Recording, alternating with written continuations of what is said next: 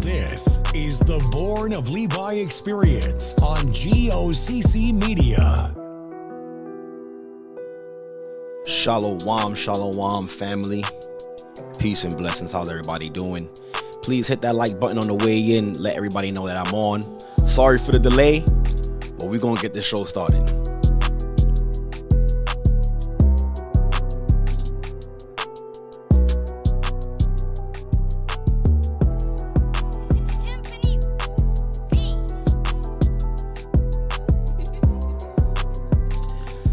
How's everybody doing? Like we do it every week, I need to see some qualms in the chat.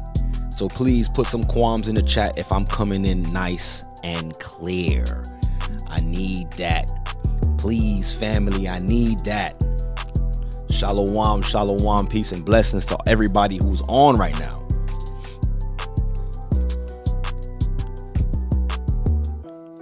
Good, good, good. That's good. Praise the Most High.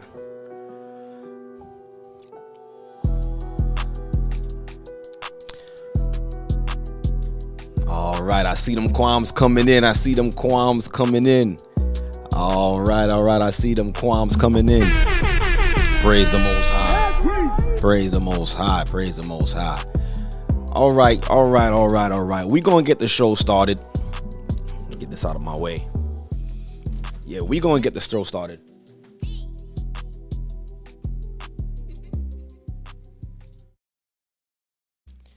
All right, we definitely going to get the show started, family. Nice and zoomed in. All right, good. You know what? How's everybody doing, matter of fact? I just want to know how everybody is doing. Thank you guys for coming in on this Thursday. You know how we do it every week. Right? And to get the show started, I want to get the show started with a song. So this is going to be Blow the Trumpet by our brother Shadiawa out of G.O.C.C. Cleveland, Ohio body, right? So we're going to get this show started with this song, all right? Hope you guys enjoy it. Blow the trumpet. My locker with me. Yeah. Look, blow the trumpet and sound the alarm. Give our people a warning. This is the Born of Levi experience on G.O.C.C. Media. Mass murders, gunshots on our block, we disintegrate. Demonstrate the gospel of Christ and prepare your soul for eternal life. Down the straight and narrow road we glow. Praise the Please, family, please hit that like button. ways, control this fight. Spirit against the flesh, through Christ we unite. Don't take this life for granted. Don't sin no more and vanish. You do damage, renew your mind, replenish your soul and manage the sacrifice. The trumpet's ringing, the singer singing. Babylon walls falling to the ground. I see the kingdom atone my life. I just wanna do right. So Father, take my life, make it right. Help me put away the pride, remove the strife from amongst the body. Help me see how to overcome these demons that keep on attacking me. Allow the Spirit to deal with us, anointed healers. We curse people who need your love, cause true love just ain't in us. We lie, we backbite, and we constantly fight. I know it's gonna be a remnant, but I just pray for your sight. Father, fill me with your wisdom, allow my soul to listen. Cleanse this vessel from my sins so I can complete your mission. Keep me humble, allow me to take reproof. Help me become a better man so I can worship you with my whole heart, with my music. come back to this truth. I just want to blow this trumpets and remember it's to you. Sending a warning for all of us. So wash our sins and repent before we hear your last call and this world ends. Blow the trumpet. First came a lamb, now it's war. First came a lamb, now it's war. First came a lamb, now it's war. He ain't coming with peace, he coming with a sword. First came a lamb, now it's war. First came a lamb, now it's war. First came a lamb, now it's war. He ain't coming with peace, he coming with a sword. Sodom and Gomorrah, strippers and hookers, fornicators and drug dealers and robbers and killers. What is this world coming to? It's burning in hell, and it won't end well. Cell 6 is your cell. If you don't pick a side, ain't no running or This hiding. is the Born of Levi experience on GOCC Media. No peace, just a sword. Raiment covered in red. First came a limb, now it's war. They spit in his face, but he still kept the faith. And he finished the race without losing his pace. That's how I wanna be. I wanna hear it well done. Come get your crown, my son. You no longer gotta run. First came a lamb, now it's war. First came a lamb, now it's war. First came a lamb, now it's war. He ain't coming with peace, he coming with a sword. Yes, yes. Once again, that was Shadiawar featuring Lawya Allah. Song titled Blow the Trumpet, man. Praise the Most High for that track. Praise the Most High for that track. Let's clap it up for that track, man. And that title is so fitting for what we bringing out tonight, right? It's so fitting for what we bringing out tonight. And I really hope you guys are doing well. You guys see the title, Separate but Equal. We gonna talk about it tonight, guys. I definitely want to talk about this, and I was having a hard time earlier today trying to figure out what we gonna talk about, but this been on my spirit, and what kept confirming it is that you know I had co-workers coming up to me and expressing certain things, and it just confirmed to me that we just need to be separate, man. We just need to be separate. But we gonna talk about it because that this whole integration thing that some of our black leaders have pushed us towards, was it worth it? But we're gonna talk about it nonetheless. I just wanted to get that out the way.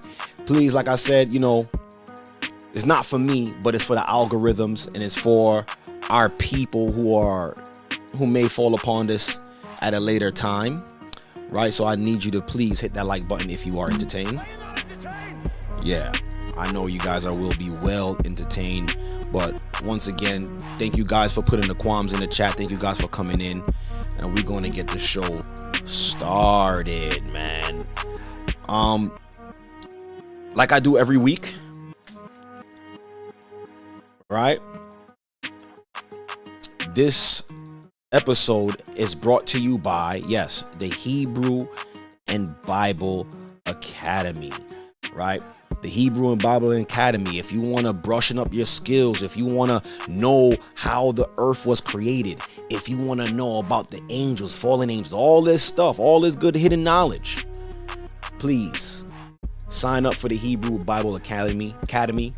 It actually started Sunday, March the 12th. It's not too late. They're still taking enrollments. So please do your best. Enroll in the Hebrew Bible Academy.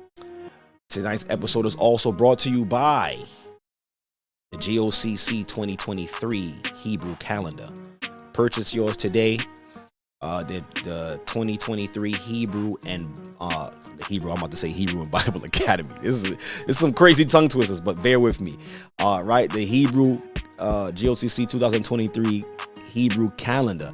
Parts of the proceed will be going out to our dearly beloved brother who has passed on, and may his soul rest in peace. To Bishop Dwayne's family. So do your best. Get your Hebrew 2023 G.O.C.C Hebrew calendar if you haven't done so already. It's also brought to you by the Born Collection. Y'all see the drip? If you're trying to get the drip, you can go and tap in at borncollection.art. That is the borncollection.art, right? This supports the channel, and it's also have you looking right as well too. So rep your tribe, rep where you from, rep your nation, rep your culture, right? I guess that's all for announcements for today, right? Once again, how's everybody doing, man? Y'all see the title, like I said, separate but equal. I want to talk about that. I want to make this a conversation. I want our people minds to be I want our gears to be moving, right? And like I said, there's a reason why I wanted to go into this into this conversation for tonight, right? For so long, since I can remember, it's like our people, all we want to do is just be one with the system, not just with the system, but with the people of this earth, right? Predominantly our brother Edom, right?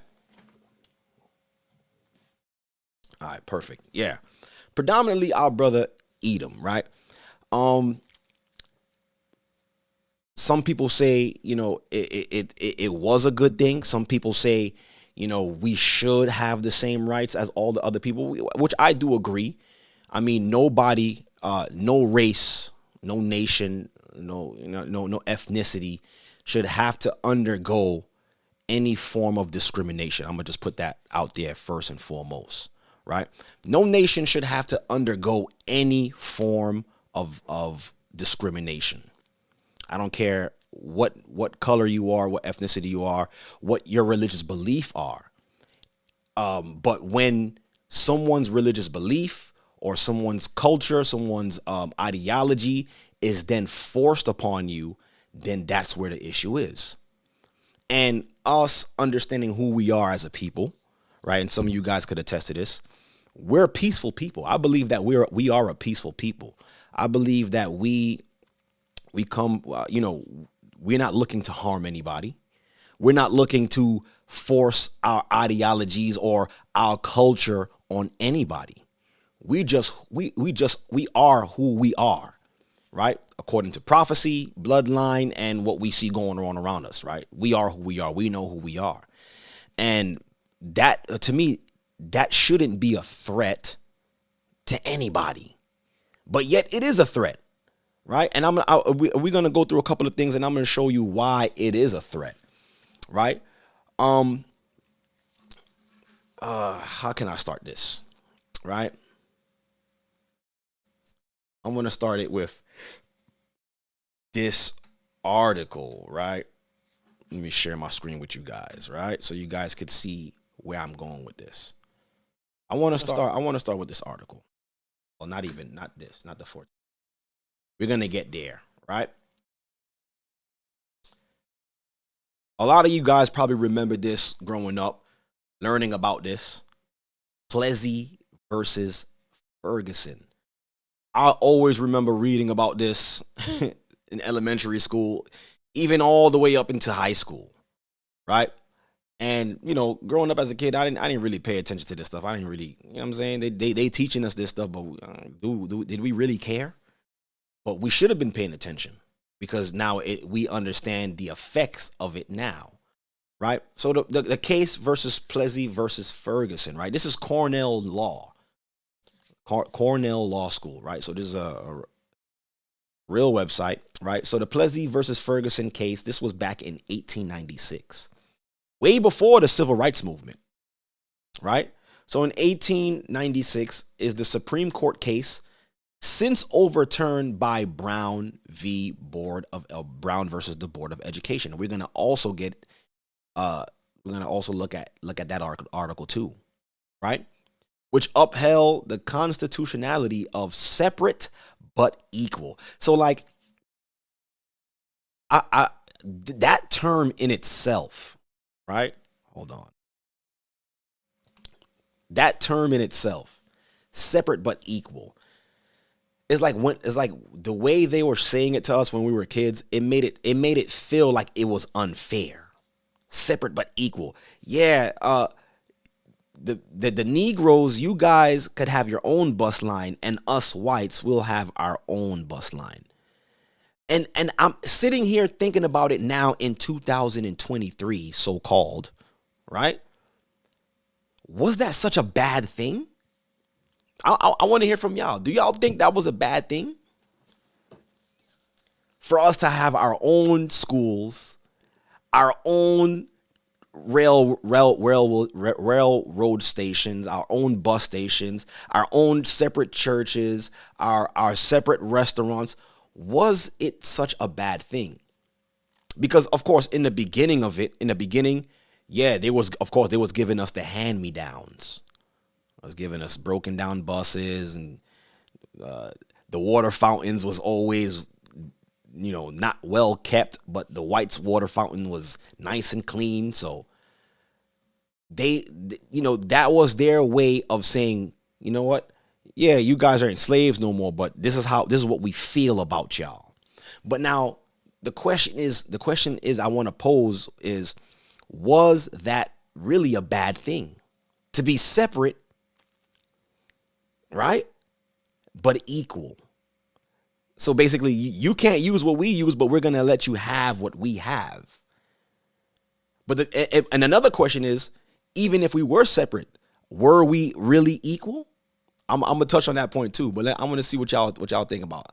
So Felicia Henry says, I think it would have been great. See, and you see, I believe it took us to get to this point to understand. Yeah, we need to be separate. You understand what I'm saying? You guys could do what y'all doing over here. We'd have no problem with what y'all doing, and just leave us alone right here. Let us do what we're doing, and let you do what you're doing. But the thing is, brothers and sisters, that they cannot allow us to be left alone.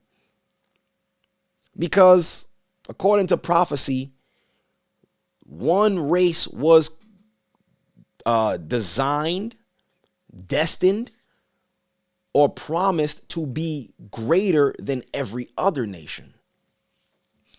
So did our oppressors understand that? Did they see something in us to be like, you know what? We got to keep them close. Right? Let me go back to this article. I hope y'all can agree with that. Right? But because I've been thinking about it.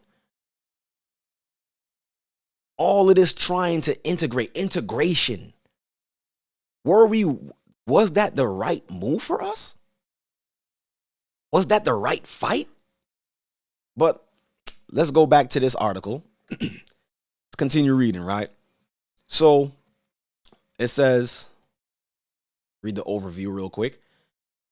It says, Louisiana had adopted a law in 1890 that required railroad companies to provide racially segregated accommodations.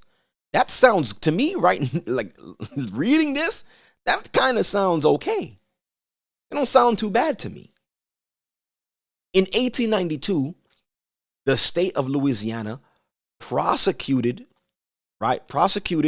Homer Plessy, a man who was, now look at this, a man who was 7/8 Caucasian, whatever that means, and 1/8 black.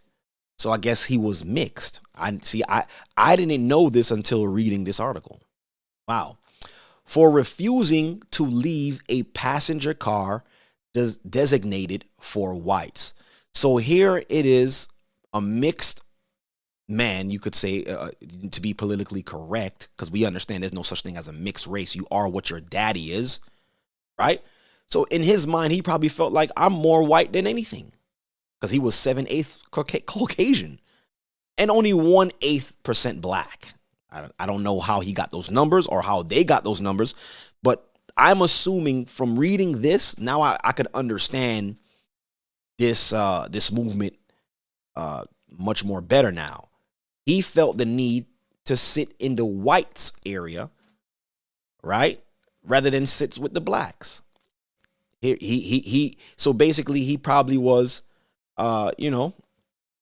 straying away from his black side or his blackness, right? But I believe that this was some type of ploy. Like they use this to push the agenda. But let's continue reading. It says, the Supreme Court, right, in an opinion written by Justice Brown, upheld the Louisiana law, right, reasoning the 14th Amendment of the Constitution was designated to enforce the political equality of blacks and whites, but not intended to abolish social inequality. Right? So that was the loophole. So the 14th Amendment was only to enforce the equality, the political equality for blacks and whites. And this is so deep, because we always say the 14th Amendment, I know my rights. But according to this, and this is a legal law institute website, Cornell Law, is saying that the 14th Amendment, I'm going to read it right here. I'm going to highlight it so you guys can see it. It says, the 14th Amendment of the Constitution was designated to enforce the political equality of blacks. The political. But not intended, right here, but not intended to abolish social inequality. So that means, yeah, we'll allow you to vote, but socially we could still treat you unfairly. Look, show you this. The 14th Amendment. What is the 14th Amendment? Right? This was drawn up in 1868 to the Constitution of the United States that granted citizenship and equal civil and legal rights to African Americans and slaves who had been emancipated after the Civil War, including them under the umbrella phrase, all persons born or nationalized in the United States. So basically, if you was born in the United States, by right, you are a citizen, right? So go back to this, the Plessy versus Ferguson. So we see here that the 14th Amendment, all it did was give blacks the right to vote. Who cares about voting, right? All of these presidents, I wasn't going to say a lot of them, but all of them, they're all selected, handpicked. So there's nothing that you could do. And what's so crazy, what's sad about that too, I know I'm going to go off on a little tangent, but listen. What's sad about that is we all remember in 2008 when Barack Obama was running for president, right? No matter of fact, it wasn't even Barack Obama. It was before Barack Obama. This was when Bush was still in office. I remember this. When President Bush was still in office, who was run up against him? I think it was, correct me if I'm wrong, y'all. I believe it was Al Gore who was running against him. But at that point in time, everybody wanted Bush out of office after 9/11 and all of this other stuff. Everybody wanted Bush out of office. And I said to myself, you know what? I want him out of office too. I didn't know why I was saying that. Yeah, it was Bush and Gore. Thank you. It was Bush and Gore. Kim Wiggins, Tawada. Bush versus Gore. I remember that like it was yesterday. And during that time, I was like, you know what? I'm going to go vote because I want to make a change. I voted. Bush was still in office. I don't know if you guys understand how upset I was. And then from that point in time, I realized that my vote really does not matter. Because all through the media, all through the news, they was bashing George Bush and they were rallying. Everybody was up in arms. I'm thinking that he was really gonna be out of office. And I think that's when even Diddy came out with that campaign. What was it? Was it Vote or Die? What was the campaign? Some of you guys who remember. Diddy came out with well, I know he didn't come out with it, but they put him as the face of it. He came up with this whole campaign. Vote. Was it Vote or Die or Vote for Change? Something like that. It was all on BET. Everybody was doing that. They had the shirts. Come on, somebody tell me the name of that campaign that they was pushing during that time. It pissed me off, man. And I got so, yeah. Was it? Yeah. So, okay. Maria G.O.C.C. ATL says Vote or Die. I think it was Vote or Die. Crazy campaign name. Yeah. Thank you, AG. Yeah. Like, first of all, why would you name something Vote or Die? Like, so if I don't vote, I'm going to die? Like, what? It was crazy. I remember that campaign. They was pushing that thing. Every time I turned on BET, Vote or Die. You better vote or you gonna die or something crazy. You know what I'm saying? Everybody was, they got all of the rappers behind it. They had everybody, especially black prominent people behind that campaign, Vote or Die. So I'm like, you know what? I'm voting. And I never voted before. So that was my first time vote actually going and exercising my right according to the 14th Amendment, right? To exercise my political equality. And I voted. And I'm like, yo, we getting this guy out of office. The results are in. President Bush is still the president of the United States of America. I'm like, yo, this is garbage, bro. And then from that point on, that's when I started to say to myself, nah, this don't matter. And I think that's when the Most High started to change my mind, like started to work on my mind. Because the next year, or not the next year, but after his term, that's when it was Bush, Obama. No, it was Biden, Obama, one of them two. So everybody up in arms, black man running for office. My dad, I remember my pops asked me, hey, you going down to vote? And I looked at him and I told him I'm not voting this year. I'm not voting. And he was like, yeah, I was thinking the same thing. Because I told him, I'm like, yo, I'm not voting because I voted last time and nothing happened. I was upset. I was really still pissed at that because I got. You know what I'm saying? I got with the swindle, Vote or Die. I'm thinking that my vote is gonna make a change. So I told my dad, I'm like, yo, it doesn't matter if we vote. They're gonna, and this is before I even knew anything. I said they're gonna put who they want to put anyway. So, and my dad said, yeah, you right. He went down and voted, but you know, right? That's his choice, right? So then, that's when I started to realize it was crazy, right? Then Obama get into office. You see people crying, holding up their babies. Oh my God, I've heard people saying we did it. I don't want to laugh at these people. People were in the streets saying we did it.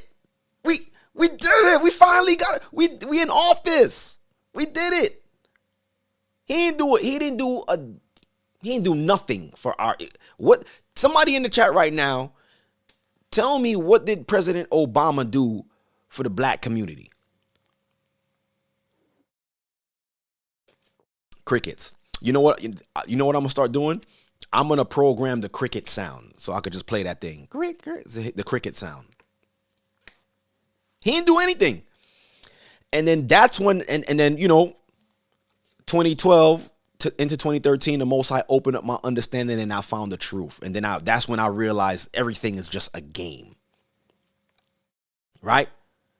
They gave us basically that 14th Amendment, so-called, they basically said they say, all right, we'll give you political equality. We'll give you political equality. Yeah, go ahead. Go ahead. Pull the lever. Yeah, cast your votes. We need you to vote. But we still gonna put our people in anyways. And I believe they had to put Obama in president because I believe after that whole vote or die campaign and that Bush Gore whole thing, they realized that the black community was losing faith in the system. So they's like, all right, we got to roll him out now. Boom. Rocked us right back to sleep. Right? So what's the point of integrating into a system that doesn't even favors us? That's the question. So, matter of fact, let me just go back. Let me go back to this article. Finish reading a little something, right? Right? So it says here, we left off here. But it was never intended to abolish social inequality. Thus, the 14th Amendment did not encompass segregation, and states could permissibly exercise their police power to enforce segregation as a matter of public policy. So, I don't know if you guys caught that. I'm going to read that again. I'm going to highlight it so you guys could see that. Listen to this clearly. It says, thus the Fourth Amendment did not encompass segregation. So the Fourth Amendment was never put in place to abolish segregation. Right? And states could permissibly exercise their police power to enforce segregation as a matter of public policy. The court also held that the state statute itself was not based on an assumption, right, of black inferiority, nor did it stigmatize blacks with second-class status. Rather, the colored race chooses to put that construction upon it. So they're saying that we chose to put that stigma upon ourselves. And I kind of agree with that. We actually did. We chose it. We chose slavery. We chose, like, everybody was up in arms when Kanye West said slavery is a choice. Everybody was, how can he say that? Slavery is a choice. How can you choose to be? We chose it. We still choose it to this day. We rather be up under them. Matter of fact, we rather feel equal to them rather than say, you know what? Nah, we could do this ourselves. Matter of fact, give me that. Yeah, matter of fact, yeah, bring back segregation. This is how I feel. Bring back segregation, right? Give us the so-called reparations that you were supposed to give us, and let us prosper on our own. Give us our own land, right? Let us set up our own government. Let us set up our own infrastructure, and let us thrive.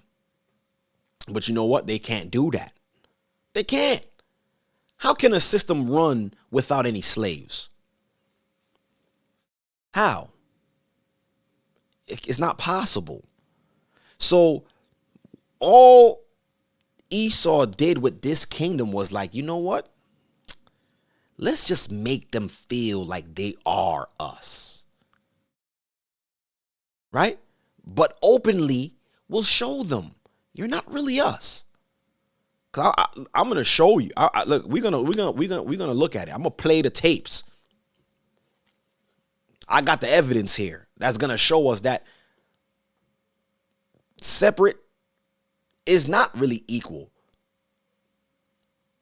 in their eyes. But the way I feel, yeah, Let us have the separate but equal. Yeah, y'all could think we're not equal. Yeah, whatever. We don't care about that. Let us be separate, and it will show you what's equal. Right? I had to drop the horn for that. Because like I said, I'm sitting here thinking about it. I'm like, yo, was that such a bad idea for us to be separate but equal? It's like they were trying to convince us, like, yo, just be. And I feel like our leaders at the time should have let that go. They should have just said, you know what? To heck with all of this, right? We gonna do what we want to do. Just leave us alone. But no, the push for integration. The push for integration is what got us to where we at right now, brothers and sisters. I don't know if y'all with me with that one. Right? I don't know if you're with me with that one. Hold on. You know what? I want to show this, right? I want to show this.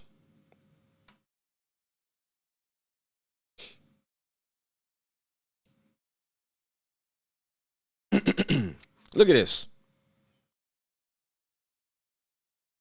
All right. 1 second. Here it goes. Deuteronomy 7 verse 6. It's as clear as day. And this is the reason why they can't leave us alone. They can't leave us alone. It's like, and it's something in their very fiber that just won't leave us alone. Look, Deuteronomy 7 verse 6. For thou art an holy people unto the Lord thy God. The Lord thy God hath chosen thee to be a special people unto himself, above all people that are upon the face of the earth. Not equal to everybody, not below everybody, but above. Right? So, what if they allowed us to have that separate but equal? Huh? What if they did allow us to have separate but equal? Would we have seen that scripture come to pass? And we did get a glimpse of that, right? Remember about two or 3 weeks ago, I spoke about what was going on in Tulsa, Oklahoma, so-called Black Wall Street. Remember that? So that was an example of what could happen if you just leave us alone. But they can't have that because, like I was saying, there's something in their being, in all the other nations' beings. There's something in them that subconsciously, they feel that they're supposed to be above us. I'm not gonna sit here and say all races of people. I'm not gonna say all of them. But majority of them, they feel like they are above us and we should be beneath them. And we can't have nice things and we can't do things for our children. We're not supposed to. We're supposed to be barefooted somewhere or working a job. That's what they, you understand? That's how they view us. Quick story real quick. I had a coworker of mine today, right? Who I always talk about. We always be talking about stuff. He always be sending me information about buying property and all of this stuff, right? So I'm talking to the brother. I seen him today. I'm like, hey, what's going on? And he's upset. Like, he's pissed off. And I'm looking at him. I'm like, yo, what's going on with you? What's wrong with you? He was like, yo, man, I'm upset right now. I'm upset. I'm like, what happened? So basically what happened was something. So he has a house that he owns in Delaware, right? But he's here in New York. So he goes there on the weekends, whatever the case is, right? And he had cameras installed throughout his property.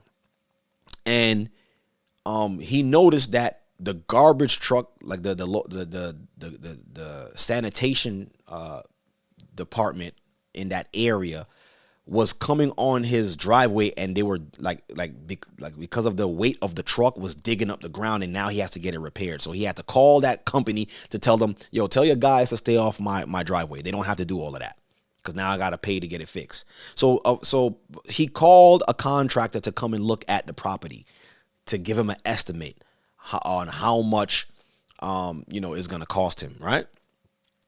So then, mind you, the house is in Delaware. He's here in New York. Right. So he's working, but he missed the call from the contractor.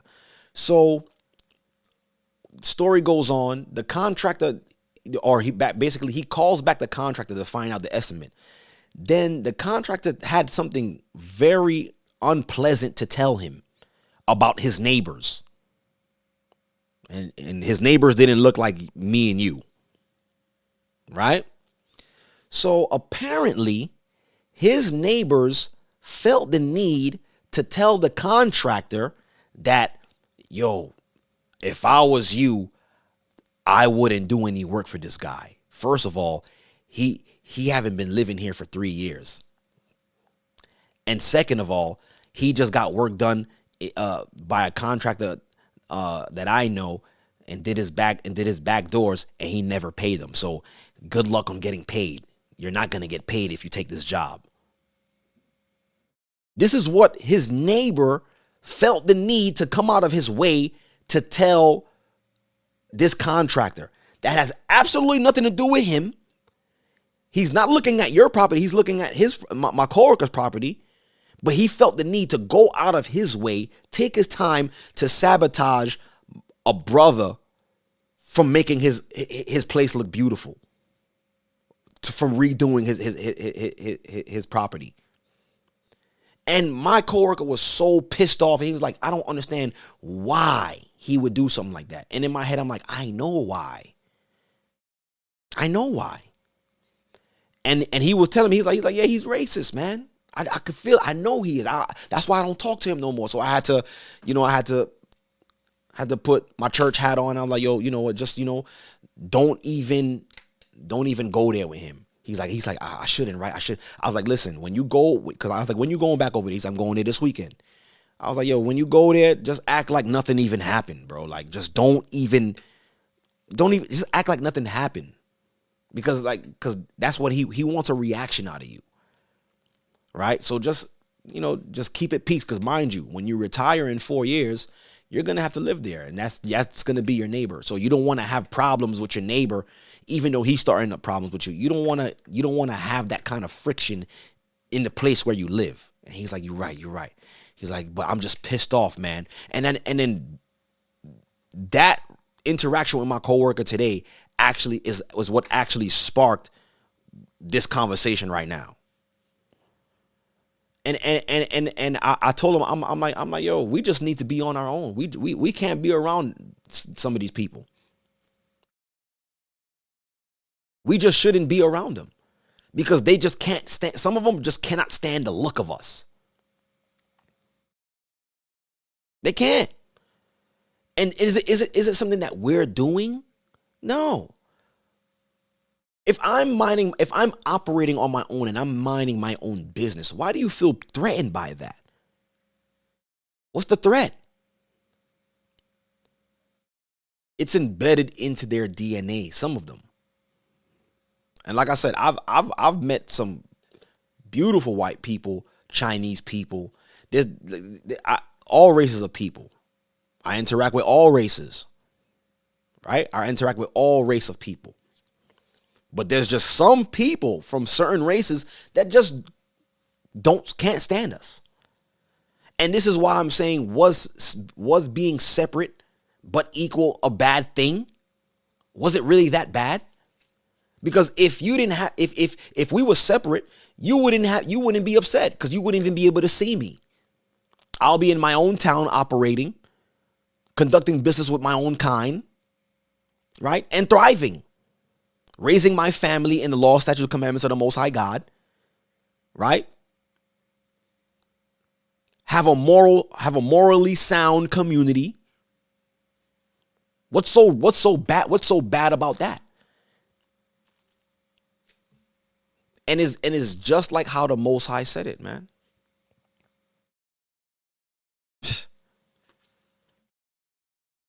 Woo! Let me take a deep breath. Let me woosah real quick. Huh? Because, like, listen, I get fired up talking about these kind of topics because we don't understand our potential. But soon we will. This is why I want to continue to have conversations like these, so that way we could have our minds focus on building. While they're tearing down, we'll be building. They'll be so focused on trying to hate us but before you know it, a kingdom is right before their face.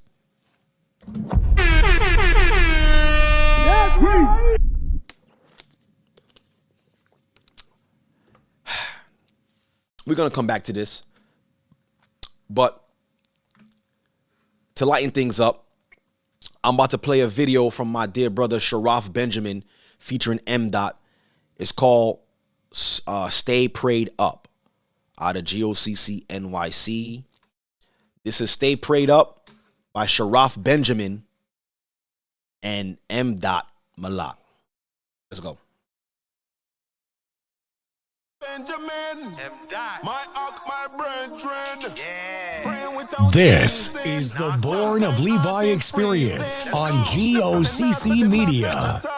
What them attack forget some loving at them heart. Said they not take no talk. Them not no loving at them heart. Them hear wisdom and frown upon it.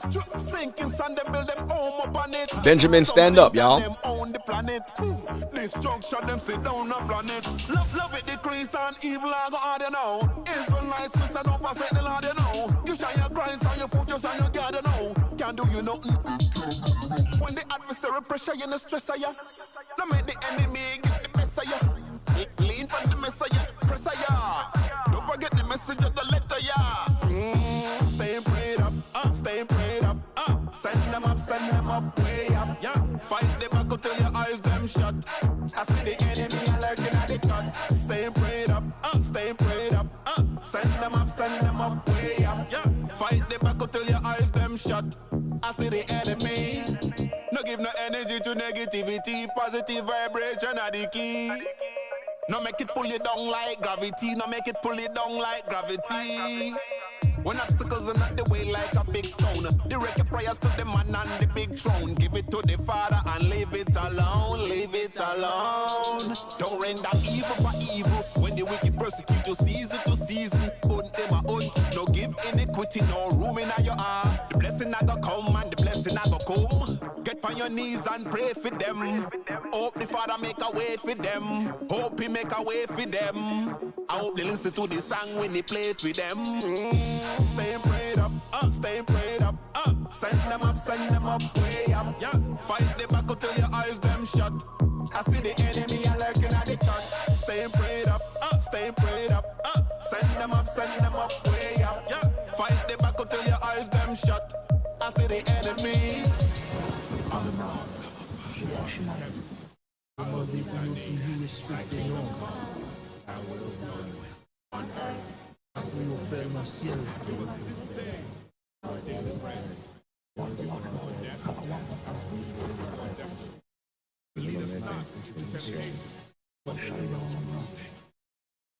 Et c'est pour toute autorité.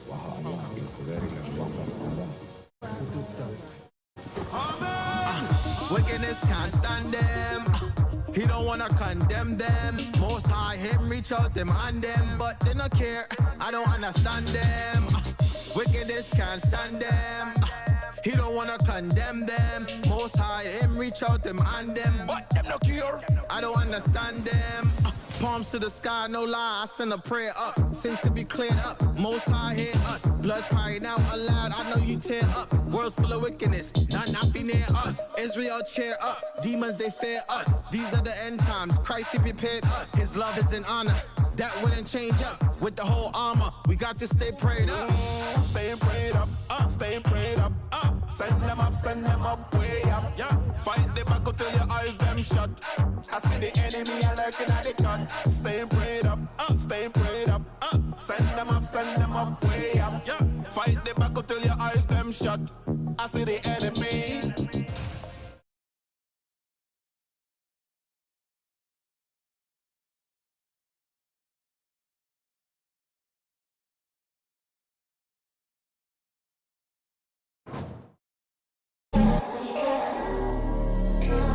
Con, praise the Most High. Like I said, that was called. Oh, they get this out of here. Dr. Tony Evans is the founder and senior pastor of Oak Cliff Bible Fellowship, right? That was "Stay Prayed Up" by Sharaf Benjamin. I put the link in the chat. So the link is in the chat if you want to check it out. Right?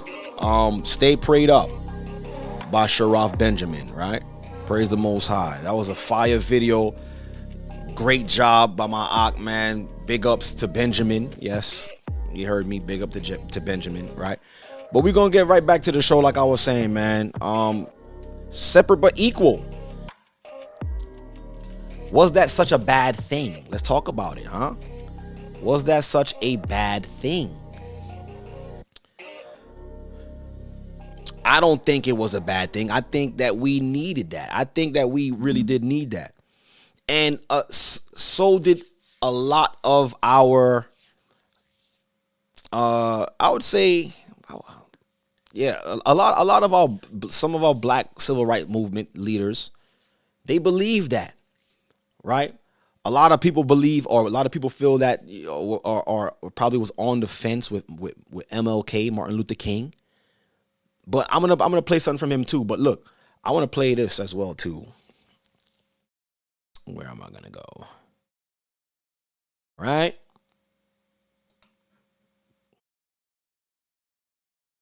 Well, before I play that,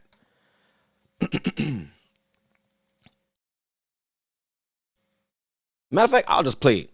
I'll let him speak instead of me saying it. Right? Let's take a look at our dear brother Malcolm X, right? A lot of people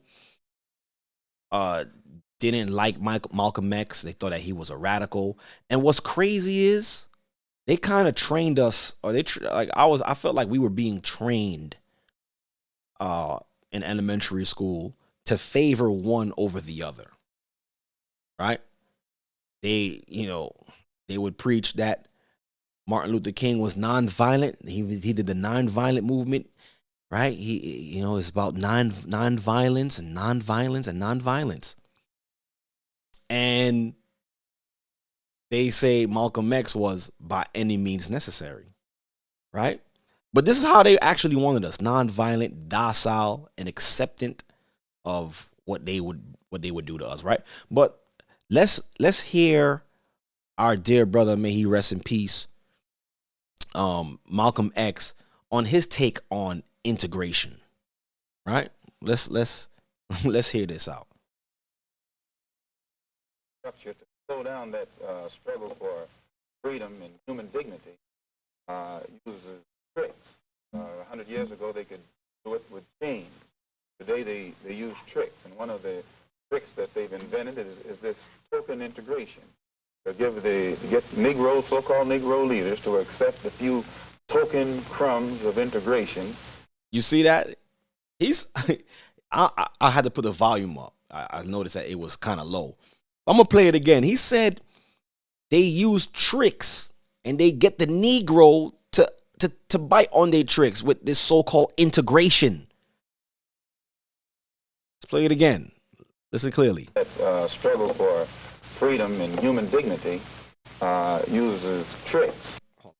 The white power structure to slow down that struggle for freedom and human dignity. It says, though, he said the white power struggle is trying to slow up our movement for freedom and human dignity. Because why? We weren't even considered humans. They were treating us as such. Y'all remember the footages of them turning on the hose on us, sicking the dogs on us, tearing up our clothes, beating us, lynching us, burning down our houses, raping our women, the KKK running around with hoods on. We did not forget. But it's like every time we bring this up, it's like, oh, don't forget about that. Come on, you guys are still angry about that? Of course we're still angry about that. Like what? We're supposed to just forget what happened to our ancestors? Like, are you kidding me? But you want us to remember Pearl Harbor. Huh? You want us to remember the Holocaust. You want us to remember all of these things, yes, all these atrocities that happened to these people. Yeah, we feel sorry for them. But what about the constant atrocities that's happening to my people? Am I not supposed to remember that? Am I not supposed to feel that? Huh? Come on, man. Power structure to slow down that struggle for freedom and human dignity uses tricks. 100 years ago, they could do it with chains. Today, they use tricks. And one of the tricks that they've invented is this token integration to get Negro, so-called Negro leaders to accept a few token crumbs of integration. So-called Negro leaders. So even at his time, he understood that they were bought. Listen, there's nothing new under the sun. Even during the time of Christ, the Pharisees were brought by Rome. And they were afraid of Christ's revolutionary spirit and changing the people, that they feared that the Romans was going to come and take away their positions.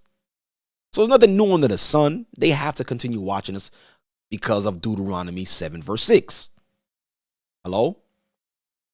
That don't solve any problem for the masses of black people in this country whatsoever, but it does make the hand-picked Negroes be satisfied to slow down the cry of the masses.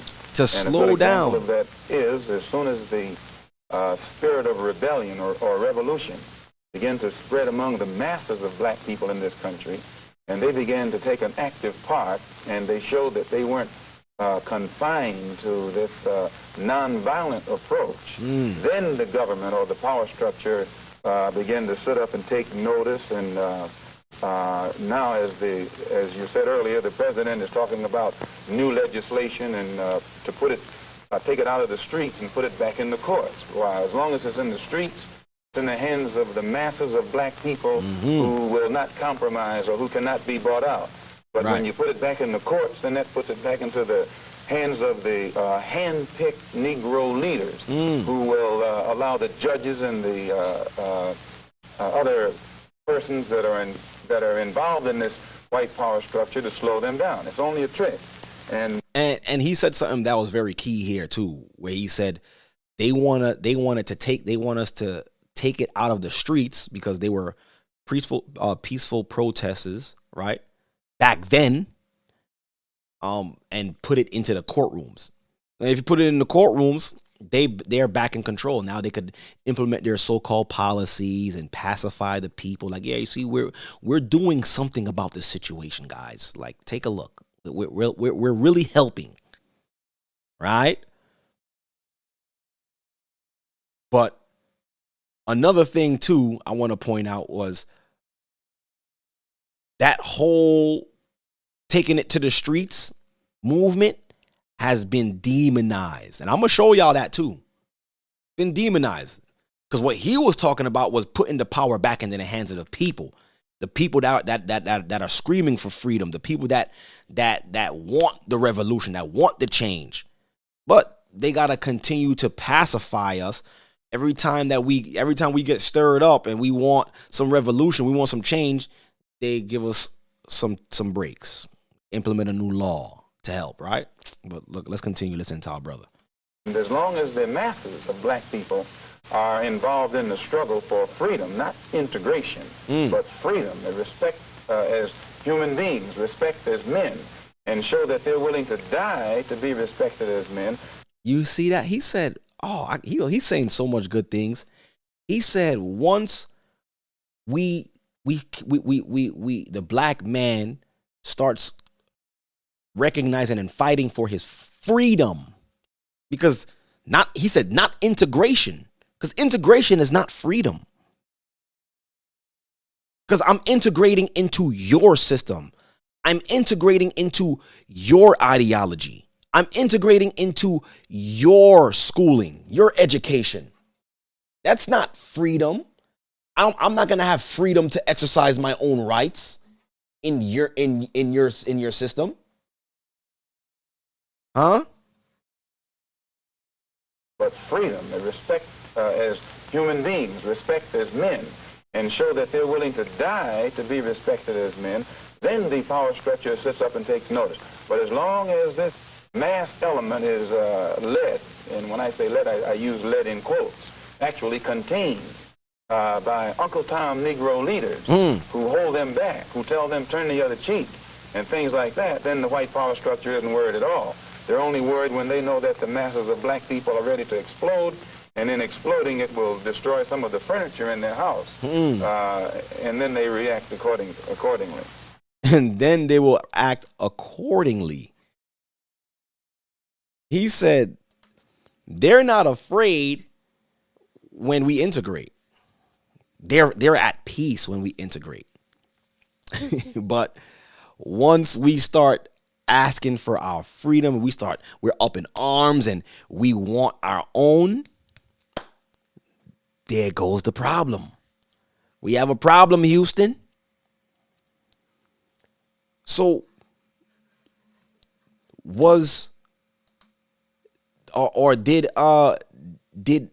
did Malcolm X understand something that our black leaders back then did not understand, or it took them a while to understand? Tell me about it. It took us a while. And the same brother, right? The same brother who he was referring to but he didn't say, he very smart and very intelligent brother, and very well spoken, how he spoke, his understanding, like he made sure not to offend directly, but if you heard it, your spirit was pricked.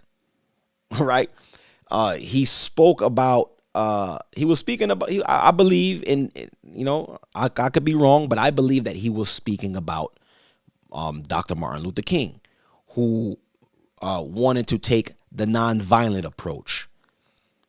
But Malcolm X approach was on some like, yo, these people are trying to kill us. Am I gonna stand still while you come in here and try to harm my children, try to harm my family? Nah. Because it is evident that's the only thing that they understood, right?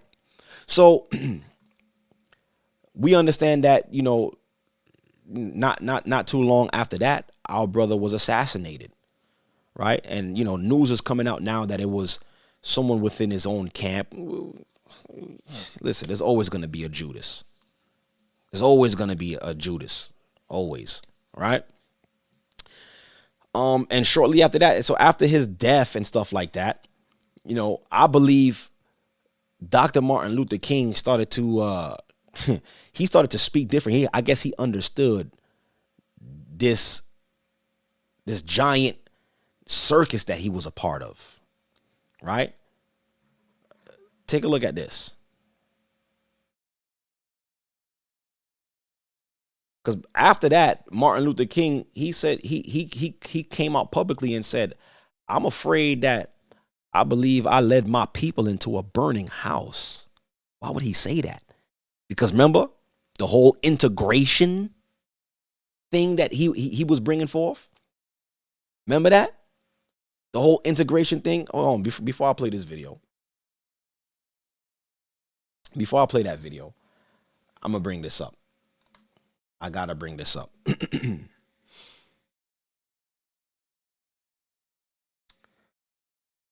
I'm going to go back here.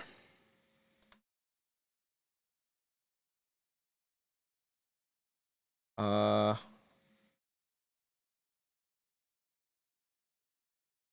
on one second.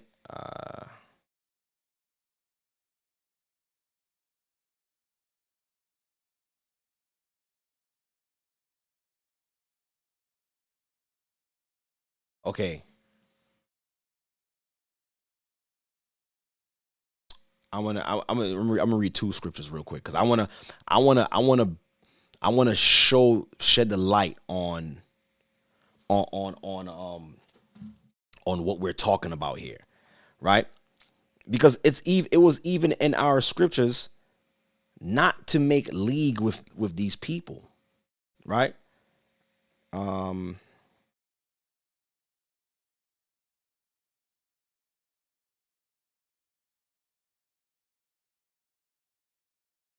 One second.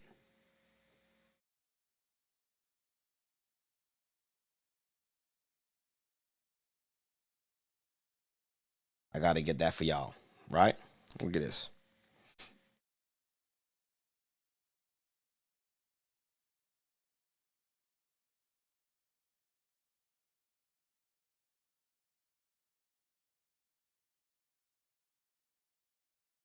Look at this. I'm in so it's so much I could bring out on this one. But I want to get the key one.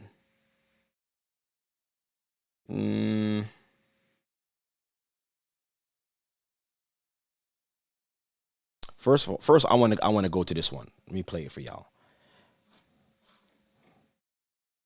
No, here we go. Right? I'm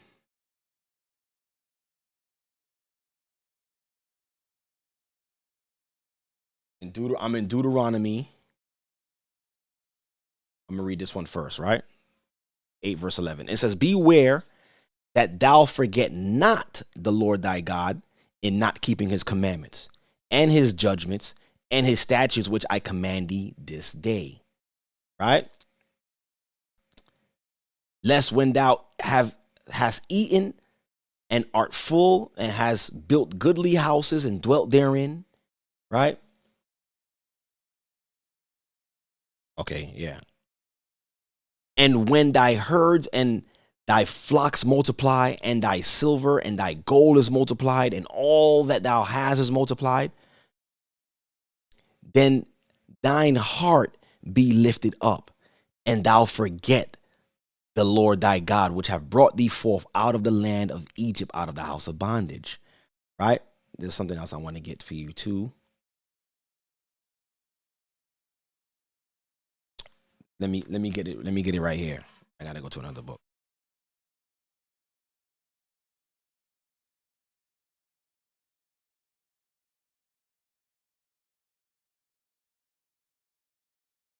Here it goes.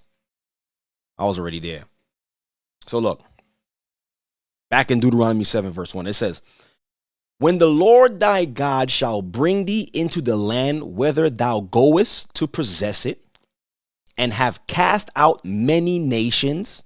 So the Most High always wanted us to cast out the nations. He never wanted us to integrate with these nations. There's a reason behind that, right? "Thou goest to possess it, and have cast out many nations before thee, the Hittites, and the Girgashites, and the Amorites, and the Canaanites, and the Perizzites, and the Hivites, and the Jebusites, 7 nations greater and mightier than thou." So these nations, there was something about these nations too. They were all hybrid nations. They were not man, like how we were. They were not made out of mankind. They were mixed, right? And if you want to find out more about that, you got to join the Hebrew and Bible Academy, right? "And when the Lord thy God shall deliver them before thee, thou shalt smite them and utterly destroy them. Thou shalt make no covenant with them, nor show mercy unto them. Neither shalt thou make marriages with them. Thy daughter thou shalt not give unto his son, nor his daughter shalt thou take unto thy son. For they will turn away thy sons from following me." Y'all see that?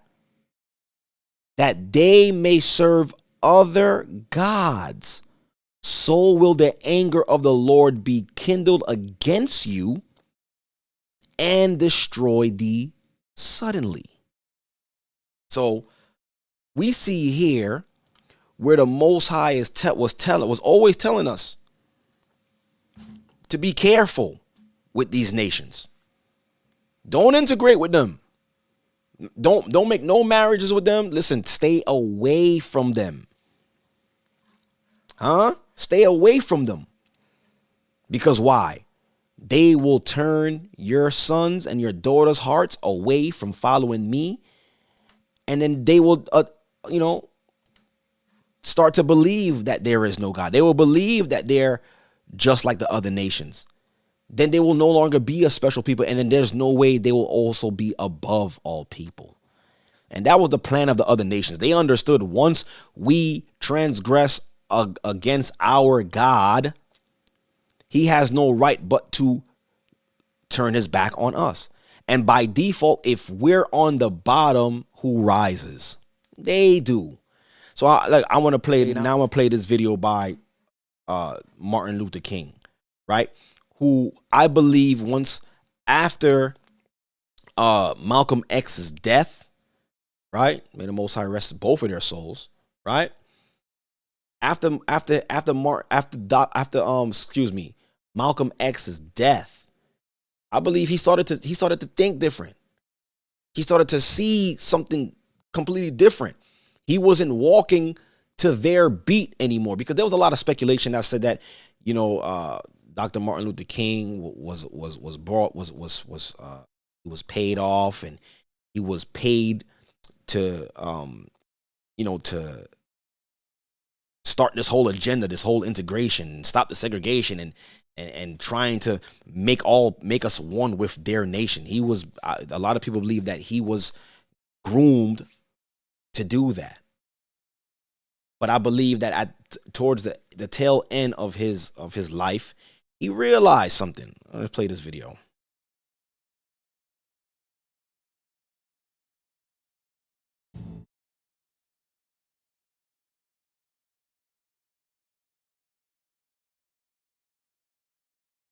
Nothing more tragic than to stop at this in Memphis. I want to thank God once more for allowing me to be here with you. I left Atlanta this morning and then I got into Memphis. And some began to say the threats, or talk about the threats that were out. Fair use, what y'all. would happen to me from some of our sick white brother? Well, I don't know what will happen now. We've got some difficult days ahead. But it really doesn't matter with me now. He said it really don't matter with me now. Because why? Because I've been to the mountain. He's seen. He know what this is about now. Like anybody, I would like to live long life. Longevity has its place. But I'm not concerned about that now. I just want to do God's will. I just want to do God's will. And I believe that he started to understand, like, yo, I got to help my people. I can't do what they want me to do to my people. And it seemed like, I don't know about y'all, but for me, it feels like, during this part of his speech, it's like he knew that whatever he was going to do next, that was it for him. Because he said, he's like, yo, I would like to live a long life, but it's not about me anymore. Yo, hold on. Let's keep going. And he's allowed me to go up to the mountain. And I've looked over and I've seen the promised land. That's a reference to Moses. Moses didn't get to go into the land. He got to see the land, right? So is he saying in this in this speech that he understood that he was the Moses of our time? I may not get there with you, but I want you to know tonight that we as a people will get to the promised land. we as a people will get to the promised land.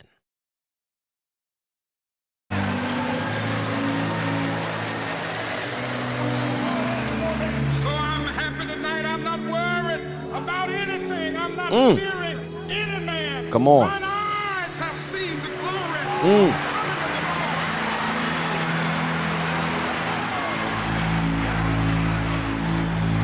Man, if I was there, I know I would have been able to feel that. You could just feel the conviction as he's speaking. He was like, yo, we as a people, we gonna get there. But it's not gonna happen by no dang integration. I tell you that much. Right? Because like I said, what has integration gotten us thus far? That is the question. What has integration gotten us since all of this? We haven't gotten anything. Okay, fine. Yeah, we finally got a so-called black president. That's one check. Okay, we got that. We didn't really get anything anyways. I believe it was a bad deal. I couldn't believe seeing people saying we did it. I remember like it was yesterday. I literally went to work and was hearing people saying we did it. And I'm looking around like, yo, what did we do? I still live in the same ghettos that I've been living in. Like, what? What have we done? What has integration done for us? For our people? I don't know. Oh, there it goes. Y'all know what time it is, man. Oh, man, it's that time again. It's the time to find a stupor. Will we find a stupor? Somebody let me know. Are we gonna find this stupor? I think we already have.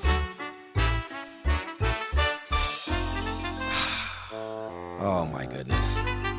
It's definitely that time again. And this is a more sad stupor.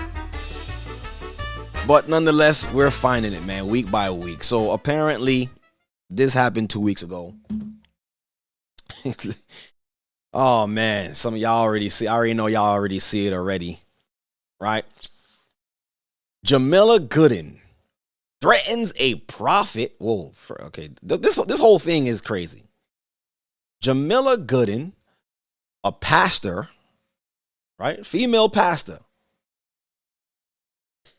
Okay, threatens a prophet and curses in church. Let's see what this is all about. Because listen, man, this stupor, bro, it's just getting crazy. Let's take a look. She's a prophetess. She got a word from my husband. I said, no, you ain't got a word for him. You got a word for us. For us. The spirit of the prophet is subject to the prophet. The spirit of the prophet is subject to the prophet. Hold on, let me play that back again because she's dropping it. She's a prophetess. She got a word from my husband. I said, no, you ain't got a word for him. You got a word for us. The spirit of the prophet is subject to the prophet. Come on. Natasha Davis. She calling our names. I'm not your typical first lady. This first lady fight. Whoa. I'm not your typical first lady. This first lady fights. Come on. What you got? Come on. Yo, you would have never seen something like this back in the days in church. Are you kidding me? Hold on. The prophet is subject to the prophet. Come on. Natasha Davis. Read. Come on. I told you, I'm not your typical first lady. This first lady fight. And if I catch you in the street, whoa, I warned you. Whoa. I guess this is the gospel that the churches is preaching now. You. I'm a Brooklyn chick. That I never changed. I'm just an anointed Brooklyn chick. I'm a Brooklyn chick, but I'm a ain't nothing changed. So You didn't get baptized for the change? Like, so what change did you undergo following Christ? Ain't nothing changed. I'm just anointed. Brooklyn chick. Yo, she's about it right now. Come on. I'm coming for that ass. Whoa. Yo, and this is during a service. This is during a Sunday service streaming online, and I'm coming for that. I'm coming for that beat. This is supposed to be a woman of God. Matter of fact, not just a woman of God, a pastor. It's crazy.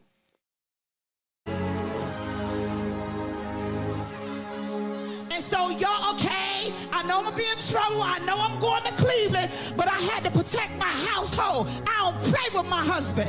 So this brother in the back, what's up, son? How you doing? What's up, son? He's like, yeah, I like her. What's up, son? What? Where are we? What dimension is this? She said, you see the realness in me? Nah, I'm real all day. The only thing fake is my weave and my head. I'm still good, bald-headed. You tell him. Come on. You I know. You hear the band? Yo, what's killing me is the band. Like, how they playing the shout music like she's hitting on points. I know. But I'm gonna walk her. Woo! You hear the band? Oh my! Even the band is under the stupor. Come on! Walk her. Whoa! Whoa! Whoa! Yeah! Oh yeah, I know y'all ain't gonna like me. I'm sorry, Joint College of Bishop. Whoa! I got eyes on her. This is the gospel. This is the gospel. This is what Christ died for. This is what he shed his blood for. You baby, when I see you, I promise you, I'm gonna make Larry Reed again. And this time, it's cause you got the. Look at the demon coming out of her right now. Look at that. Look at whoa. This is insane. She might as well just snatch the wig off and just went crazy. Just snatched it off and threw it into the crowd and just started going crazy. For everybody, but I'm for somebody. And y'all gotta learn how to protect your marriages. Yo, the band is killing me right now. All right, brother. Can y'all believe that? That's the gospel. A female pastor talking crazy about another sister, talking about I'm gonna beat her, beep, and doing all of this in front of the congregation. And you could tell that the members is even crazy because the members is cheering her on.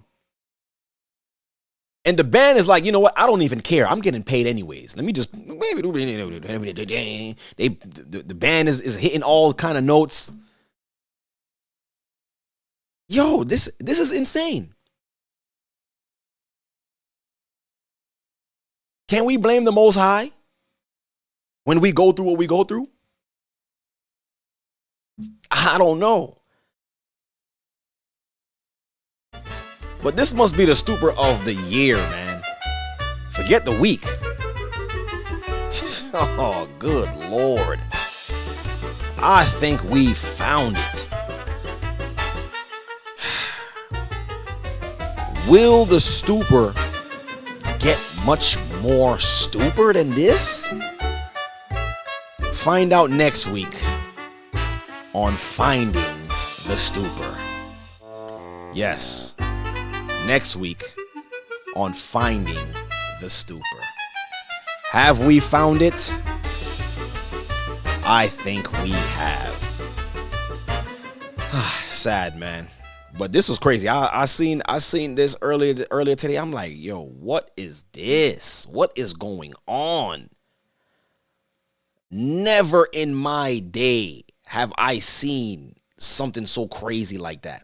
I don't know about y'all. Have any of y'all that grew up in church, y'all seen anything like this before? I never seen. And what killed me is the members, bro. Like, they were cheering like she was breaking down some major scriptures. And this is why right now, it's sad to say, the Christian church don't even got a leg to stand on. Like, what is that? A woman pastor, first and foremost, and she's on the pulpit talking crazy. First of all, that's uncomely for a woman. And talking about some, ain't nothing changed. I'm still that Brooklyn chick. So Christ ain't in you if nothing changed. Stupor.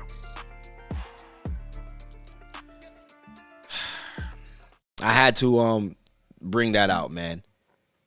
It was that time, right? But yeah, brothers and sisters, let's get back to our conversation. I had to bring that out, man. That was this week's Stupor of the Week. And brothers and sisters, if you want to contribute to the Stupor of the Week, please send me an email at what's my email? bornoflevi@gmail.com. That's bornoflevi@gmail.com. Or if you're following me on Instagram, send me a message, send me the link, and let's get to it. And I appreciate you, brothers and sisters, for participating in it too. A lot of people send me a lot of things, but I can't put all of them down. But week by week, we gonna be tracking this thing together. We gonna be tracking it. And like I said, what the Most High said, we gonna be seeing things that we've never seen. There's gonna be unsensibility. That's what the stupor is. Common sense will not be common anymore. Things that we would scoff at back in the day, or we'd be like, oh no, never, I would never. It's the norm now. That's what the Most High said would happen in the end of, or what's called the consummation of this time. But yeah, it's crazy, man. It's crazy. We're gonna keep our eye on the stupor, right? So like I asked the question, right? Let me move. I'll leave that there. Right? Was integration the right thing for us? Like I said, we just read the scripture. The Most High didn't want us to integrate. Integration was not even in the Most High's language. He never told us to integrate. The scriptures does teach us, though, if at all possible, to live at peace with all men. And that's what we do. But it seems as if there is a certain group of people that don't want us to live in peace. They want to have their influence on us. And like our brother Malcolm X was saying, right, that the integration was just a ploy to disguise us not really being free as a people. Not just that, but also being treated as such, as being treated as lower class citizens. And like we read earlier, let me bring that up again, just to paint the picture, right? Let me show y'all that joint. Let me show y'all that again. That joint again. Look at this. It says, thus the 14th Amendment, right? Right here. The 14th Amendment did not encompass segregation. So it was never created to touch on the subject of segregation. And states could permissibly exercise their police power to enforce segregation as a matter of public policy. Now, this leads me into the next topic. Still same subject, but the next point. If whatever state that you're living in, if they have to protect the public's interests, they will use police force to enforce segregation. Keep that in mind, brothers and sisters. There's laws on the books that your state, if they deem so, if your state still abides by this, and if they feel necessary, they will use police force. Okay? They will use police force to enforce segregation. Right? As public policy. Keep that in mind. And this brings me here. So like our brother Malcolm X was saying, right? It was like, yo, we got to take it to the streets, right? They want us to bring it into the courtroom so they can have the power. But here's, now I'm pulling up this because I want to show something here. Just to show you that they don't want us to integrate. They never wanted us to. They wanted the separate, so-called, but equal. But they can't really have us too far from them. So in this video, it says, watch this, thousands of black men join million man march. So now let's listen to this.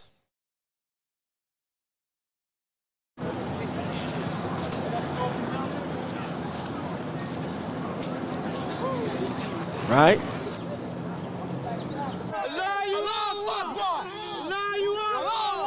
Oh, okay. What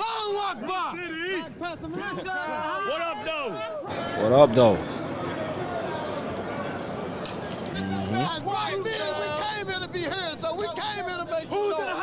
Said, as black men, we came here to be heard. We came here to make noise. Yeah, that's all we doing is just making noise. Like, I'm happy that he phrased it like that. I'm gonna play that again.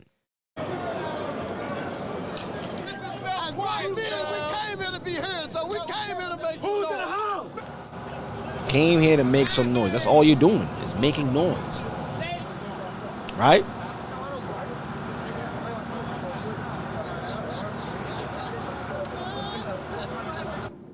This day is our day, and we want to let them know that the black contingent of men, women, and children have a significant vote in this country.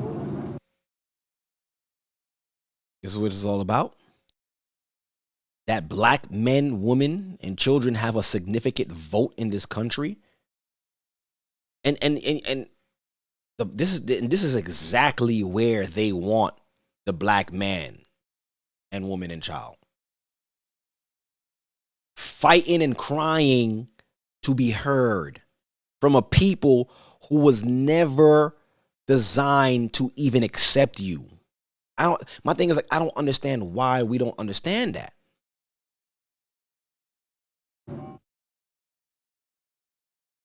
And they're all in front of Washington, D.C. Look at that. Now, just look at y'all screen, brothers and sisters. Just look at y'all screen real quick. Look at all of these black people. So, we know we're not black, but melanated people, I should say. Look at the screen. They're all in solidarity for one cause. And this cause is basically not going anywhere. Right? But they're all there for a cause. Whatever the cause is, they're there for that. Now imagine if all of these people that you see on your screen was standing together to uphold the laws, statutes, and commandments of the Most High God. Imagine. Imagine if these people understood that you don't need to integrate with these people.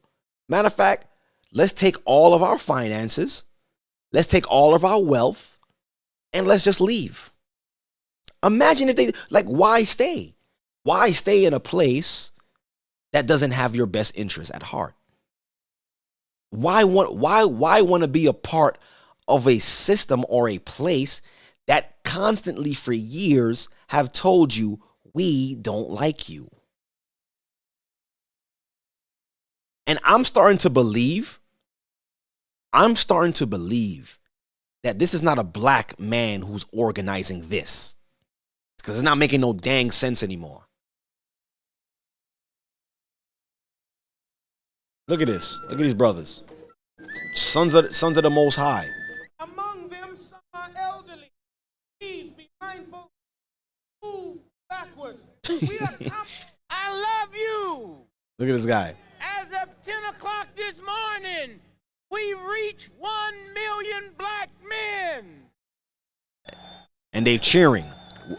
Okay, you're cheering. Okay, we've reached 1 million black men. Okay, what's next? What do we do with this million black men? 1 million black men all together, but nobody could decide what to do. No, not one person in there could say, yo, let's take these. Does everybody in here have $1? Are we gonna take a collection? If there's 1 million black men, put up $1, and we're gonna start there with $1 million, and then we're gonna start there, and we're gonna use that to build something amongst us. Not one person thought to say that. The brother on who's that brother name? That was Dick Gregory. He couldn't come out and just say that on the stage and say, look, I'm looking for all you guys to pull out $1. I know y'all have $1 in y'all pocket. Matter of fact, some of y'all probably got $20 in your pocket. Let's take a collection and let's put all this money together. Let's buy some land. Let's do something. But you know why they can't do that? The Most High told us. The Most High said, my people are destroyed for a lack of knowledge. Because they have forgotten me, I will also forget you. What? Now, if you want to show a lost people, here's an example of that.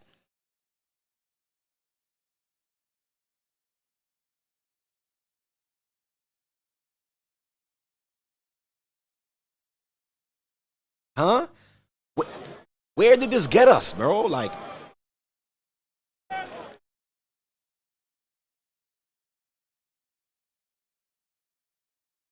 and this isn't about Farrakhan. This is about respect, unity, and love for the brothers. And we're trying to get something out of this. Get what? Get what? Life. We're tired of being behind everything. We want to be in charge sometime. We want to unify, and that's what this is about. Unity. You see? He said we tired of being behind. We want to be in charge. You see, it's in our spirit, but we don't know how to obtain it. We don't know what to do. There's a million brains out there. It's one big old brain right now operating, but no one knows what to do.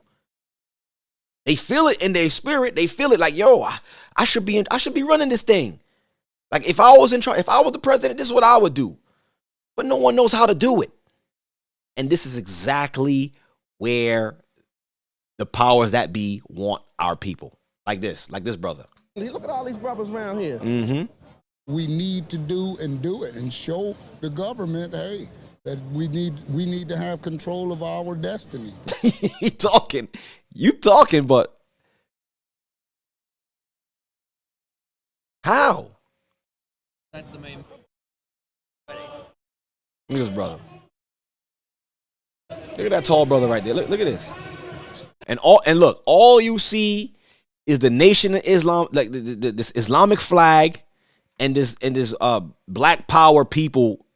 I don't even know, Black culture flag. The two ideologies that destroying black folk. I'm the original black man. Assalamu alaikum, brother. The two ideologies that's destroying us is the forerunners for this mess right here. They're the forerunners for this madness.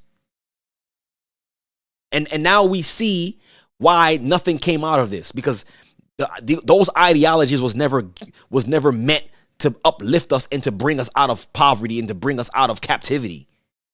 This is more so of a sign to show us that this ideology is what's keeping us bound.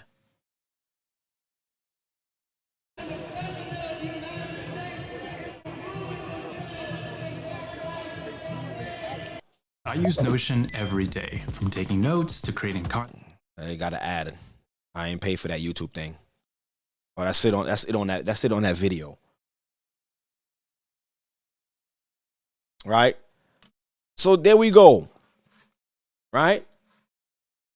Hold on. Right? A million people, a million men was there. Not one person thought to take a collection, bro. Start a collection plate and let's use that finances, that wealth, that power to do something. And you heard the brother. Nah, man, we here to show them that we not to be played with. We trying to show them that it's time for us to have our own. Why are you talking then? Do it. Let's do it. So what we gonna do? Huh? What matter of fact, open up the Quran. What the Quran say to do? Come on, hurry up. I don't see nothing in the Quran. It don't really tell us anything about how to build.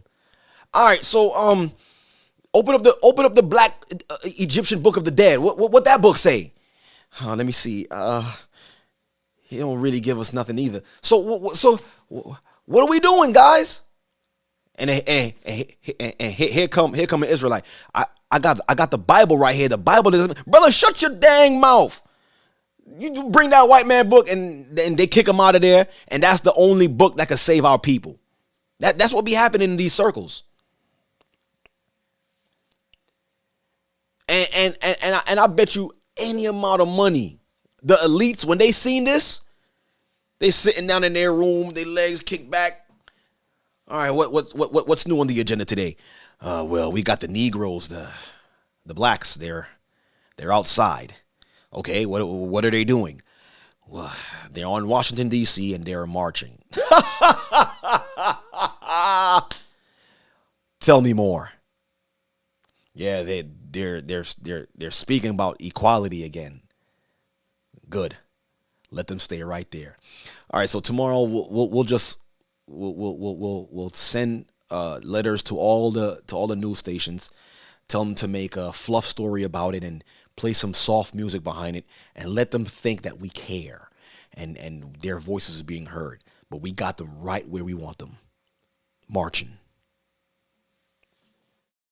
This is exactly what be happening. I'm pretty sure that's what exactly that. Matter of fact, that's what happens. I'm not there, but I'm there. All of that.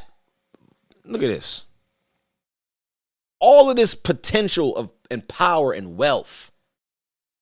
Right there, I'm looking at it. But no one knows what to do.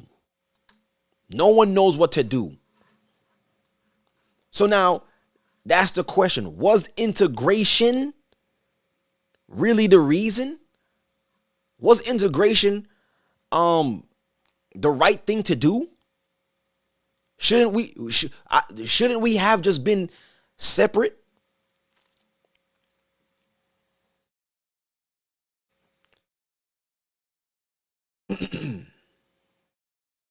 Right? I think we should have considered that separate but equal movement. I think we should have kept it that way. Matter of fact, I wish we could go there right now. I wish we could. Because you know why? That would force us to start thinking about ourselves. But you know what? The Most High, he doesn't make any mistakes. Because imagine, all right, now let's take a step back. Now let's imagine if they did allow us to be separate, be equal. But we got the forerunners there leading the whole charge. The Nation of Islam and the Black Power movement. Huh? It would be complete chaos. No one would know left from right.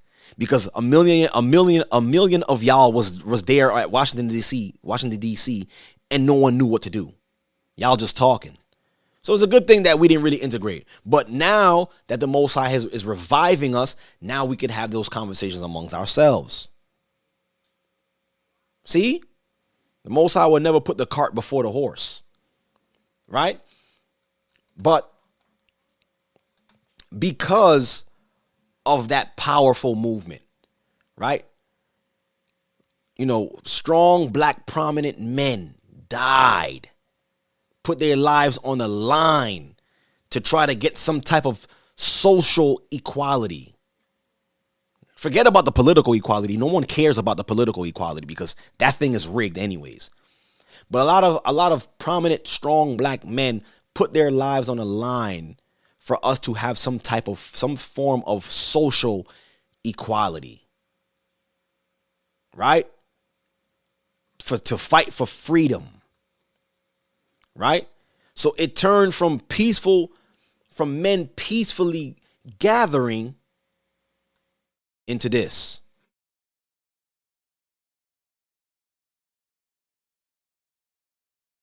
Pain and their anger. So did we as we marched alongside them tonight. People of all races, many of them so angry they were near tears as they protested the death of George Floyd. LAPD officers on high alert patrolling the streets of downtown LA after an explosive confrontation with Black Lives Matter protesters on the 101 freeway. Hundreds of people angry over the death of George Floyd marching onto the road. They are on the freeway. They said hundreds of people angry at the death of George Floyd. First of all, who was George Floyd? Who was he? Who was he to any of us? I didn't know him from a hole in the wall. You know, I'm not to speak bad about the brother. I never knew about the brother before this whole thing. But what has he contributed to society? What has he contributed to our people that we're so angry about this? I don't see us getting angry when we in the ghettos and the hoods shooting and killing each other. But when another race do it, it's okay. But as long as we doing it, it's fine. But when they doing it, it's not okay. Yeah, all right. I guess that makes sense. Right? On the freeway. One protester even getting on a patrol car and was rushed to a local hospital after falling off. At That's least his fault. 2 He CHP did that. patrol units were damaged in the chaos. Look at this. The hundreds of emotional. This is what our forefathers died for. This is what they wanted to. This is what the peaceful protesters are protesting turned into chaos. Angelinos marching around several blocks for hours. And the thing is, after this protest and all of this crap, what changed?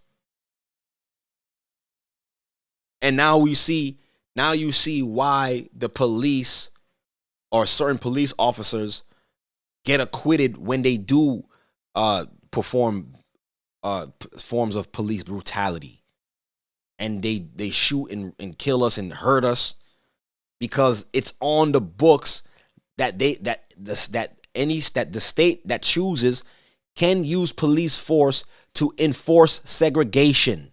So when they see a Negro or a black man getting out of line, they have the right to put you back in place. According to their laws, because the 14th Amendment did not abolish segregation.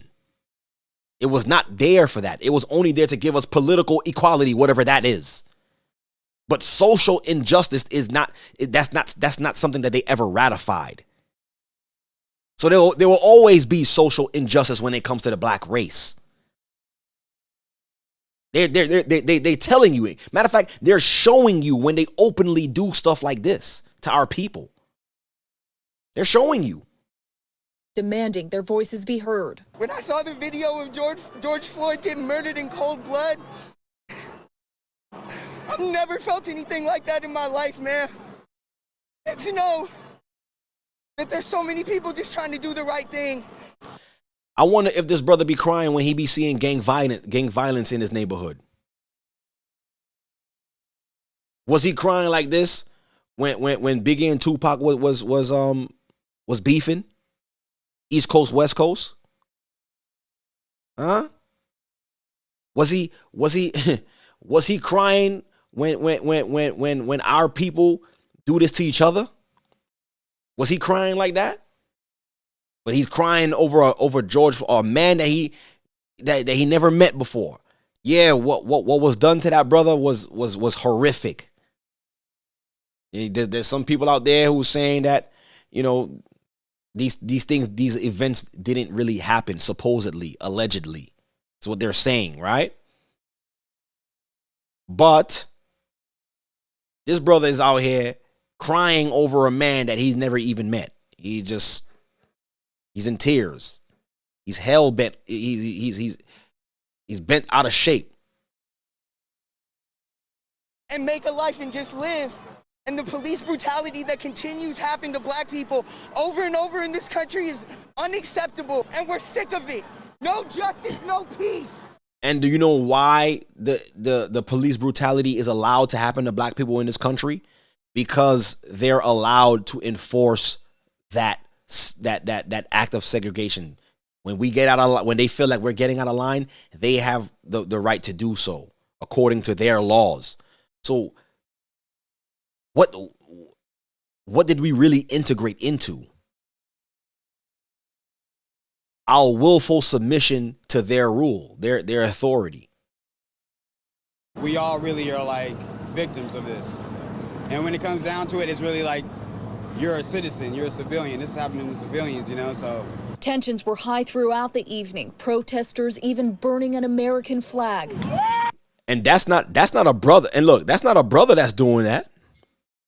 That's not a brother that's burning the flag. That's in their rules, that's an unpatriotic act.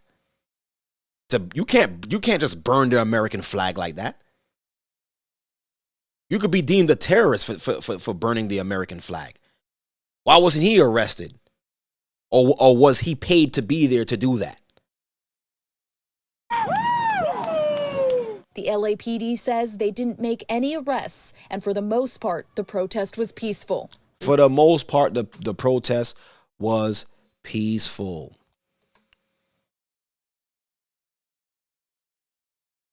So we went from the Million Man, like we're going somewhere. We went from the Million Man March, fast forward to this day and age, 2 years ago, to the Black Lives Matter movement, right? Because social inequality, no justice, no peace, right? No justice, no peace. But this always happens, brothers and sisters. It's always a bait and switch. When we get riled up, when Judah get riled up, right? Everybody's angry. Everybody want to fight. Then they'll put they'll pacify the people. It's all right. It's okay. We're doing something. Look, we'll give funding to the Black Lives Matter movement, but it's a bait and switch because they're going to use that movement for what? For this. Fair use, right? Look at this. This is only for educational purpose only. Look at this. Pride sees, this is the subtitle of this particular video. Pride sees increasing connection between LGBT community and Black Lives Matter. Interesting. So now the LGBT community can now sympathize or see some connections with the plight of what's happening with black people? This weekend, the 50th anniversary of Pride unfolds in San Francisco. But for some in the LGBTQ community, the quest for equality and freedom remains elusive. KPIX5's Kit Doe has their story. Pride this year takes place as many are marching in the streets demanding justice for black lives. But for those who are both black and LGBTQ, these two movements take on extraordinary significance. Revolution is here! There's an absolute connection between Black Lives Matter and Pride because what affects one affects the other. How? How, Dorothy? I don't even know if that's her name, but how? And Elder always be saying that, and we can't say Elder be capping. They always use one of us, huh? They always use one of us to lead us back into the chains, to lead us back into fetters. to lead us back in the yoke. Listen to what this sister had. Yo, the nerve. Listen to what she's saying. There's an absolute connection between Black Lives Matter and Pride because what affects one affects the other. How? Like, what? How? She just said that, and then no one challenged her statement. How does what happens to black people affects what happens to the LGBTQ community? That doesn't make any sense at all. So as a black gay man, look, now you see, here it goes. Here it goes. What y'all gonna say? Double injustice? He's black and he's gay? Sort of wedged between two columns. One is black Look at his brother. homophobia, and the other is white LGBTQ and white mainstream racism. What? Yo, how are these people just allowed to say what they're saying and no one is? What? Hold on, I gotta try to understand what he's trying to say. And the other is black homophobia. One is black homophobia. Black homophobia. And the other is white LGBTQ and white mainstream racism. White mainstream racism? Okay, I guess he's saying that because he's a black man and who's gay, he's facing. Okay, this is what I'm not. Y'all, nah, that's not fair. Y'all not gonna be able to do this, bro. Like, y'all not doing this. There's no way y'all gonna be able to make me believe that this is a real thing.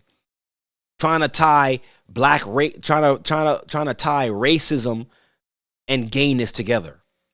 Yeah, y'all, I'm not gonna allow y'all to do that. Y'all better not put that in the school books and try to teach these kids that, because that's not fair. Because that's not fair. We can't just be like, okay, Black Lives Matter, but oh wait, not the trans, not the queer. You're mad at the people who are saying all lives matter.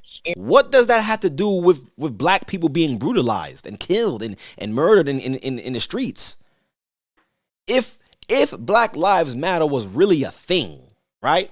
And the protest was was real, and the funding was going to the right places, the right avenues to help the awareness. What does that have to do with the LGBTQ community? No one was even thinking about y'all. Like, when those people were marching for George Floyd, they didn't have y'all in mind. It had nothing to do with y'all. What? You're mad at the people saying Blue Lives Matter, but you're mad because people are specifically saying trans lives matter? No, you can't pick and choose which Black Lives Matter. No. Basically, you gotta repent. That's just what it is. Like, what? Jewel Gomez is an award-winning author. Joe Hawkins heads up Oakland's first and only LGBT community center. And Kwai Johnson, Jay for short, is a community activist. For them, being black and queer is complex and often challenging. Yeah, make us the face. You see what they do? They not low key. Y'all not low key. Make us the face of this movement, so that way they could come from behind and circumvent the movement, and then take the funding and give it to the white underprivileged, or white privilege, I should say. That's what they always do. And now it's making sense, because I remember not too long ago, right? And they're probably there. There's an area in Brooklyn. And I used to be driving down there back and forth every day. And I would see, and this is what I would see. I would see a group of white women, and you already know, they got the boy cuts and all of that, fairly older, standing on the corner. And yo, this is crazy. I was bringing back to my remembrance. They would be standing on the corner. It would be a group of white women standing on the corner, right there on Caton Avenue and McDonald Avenue, right? like it's as if, for those who live in Brooklyn, as if you're going towards Bay Ridge, the Edomite side of things, right? Standing on the corner holding Black Lives Matter signs. And I used to see them, and then they would have signs saying honk if you agree with Black Lives Matter. And I'm like, yo, I'm driving back and forth every day. I'm looking, I'm like, yo, why is it white women? How come I don't see no black people standing with y'all talking about some Black Lives Matter? And they're every day they would stand there with the posters. Yeah, come on, right? Yeah. Just standing there with the poster that says Black Lives Matter. And then I'm now looking at it, I see exactly what that was about. They found a way to come into this movement to receive funding because they are an organization under the Black Lives Matter cult movement. And so they'll have pictures of them protesting peacefully so they could request funding from this so-called movement that had to do with the social injustice of black people. And here it is, you got middle-class, middle-aged white women standing on the corner with Black Lives Matter signs. And I'm looking at this thing, I'm like, yo, what do y'all have to do with this? Y'all not even black, first of all. What do y'all have? And now it makes sense. And you see, brothers and sisters, this is what they've always been doing. This is what they've always been doing.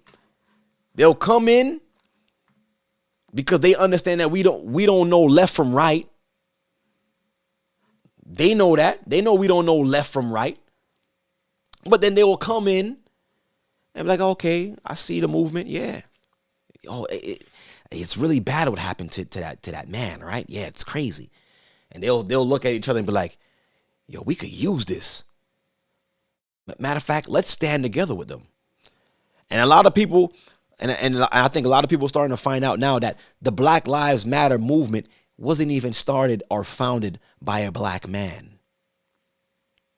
You got it. George Soros, a white man, Jewish.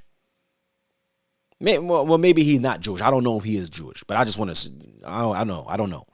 But white man though, George Soros, he funded that project, but put our face as the face of the movement so that way they could come and circumvent the money. And I also believe that's another way for them to clean money, tax sheltered money. If you donate money to any organization or to a charity, you don't have to pay taxes on that money. Listen, that the rabbit holes goes deep. So don't think that he was just funding this movement because he really wanted to help black people. Or listen, okay, how much you guys need? All right, I'll just put this and I can write it off as a tax write-off. Listen, everything is about this, brothers and sisters. It's about this. And this leads me to this. I want to read this, right? I'm going back to the good old book. Look, I'm gonna be in the book of Jeremiah. There's a couple of scriptures I want to read from this. Look at this. Look at this. Look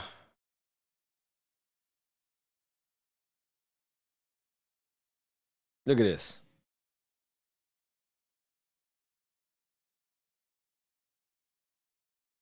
Start from 27. So this is Jeremiah 4 verse 27, right? It says, for thus have the Lord said, the whole land shall be desolate, yet will I not make a full end. For this shall the earth mourn, right? And the heavens above be black, because I have spoken it, I have purposed it, and will not repent, neither will I turn back from it. Right? The whole city shall flee for the noise of the horsemen, right? And the bowmen, and they shall go into thickets and climb up upon the rocks. Every city shall be forsaken, and not a man dwell therein. And when thou art spoiled, what wilt thou do? Though thou clothest thyself with crimson, though thou deckest thee with ornaments of gold, though thou rentest thy face with painting, in vain shalt thou make thyself fair. Thy lovers will despise thee. They will seek thy life. Right? So I want to start there. This is what the Most High was saying. Right? Now look, we're going to verse 30 now. Chapter 30. Here he goes. Here it goes. It says, therefore, fear not, O Jacob. Nah, I'm going to start here. Here it goes. This is what I wanted to get. Jeremiah 30, verse 12. Listen to this clearly. For thus saith the Most High, thy bruise is incurable. He's talking about the children of Israel. The bruise that he put upon us is incurable. No one can cure it for us. And thy wound is grievous. There is none to plead thy cause. What the Most High said? There is none to plead thy cause. So no matter how many times you march around Washington, D.C., no matter how much times you bring 1 million men together, you could bring 2 million men, you could bring 3 million men together. There's nobody that's going to be there to plead your cause. You could start whatever movement, you could join whatever movement you want. No one will plead your cause. Verse 13, there is none to plead thy cause, that thou mayest be bound up. No one can fix this. Thou hast no healing medicines. Look at this one right here. All thy lovers have forgotten thee. See that, Israel? Everybody that we've tried to be a part of, that we tried to integrate with, have forgotten us. This is what the Most High is saying. All thy lovers have forgotten thee. They seek thee not. For I have wounded thee with the wound of an enemy, with the chastisement of a cruel one, for the multitude of thine iniquity, because thy sins were increased. Here's what the Most High says. Why criest thou for thine affliction? Thy sorrow is incurable. For the multitude of thine iniquity, because thy sins were increased. I have done these things unto thee. So the Most High is saying, why are you even crying?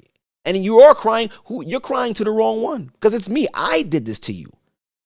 That same book that you're saying is written by a white man, you don't even want to read it, but it's going to tell you why this is happening to you.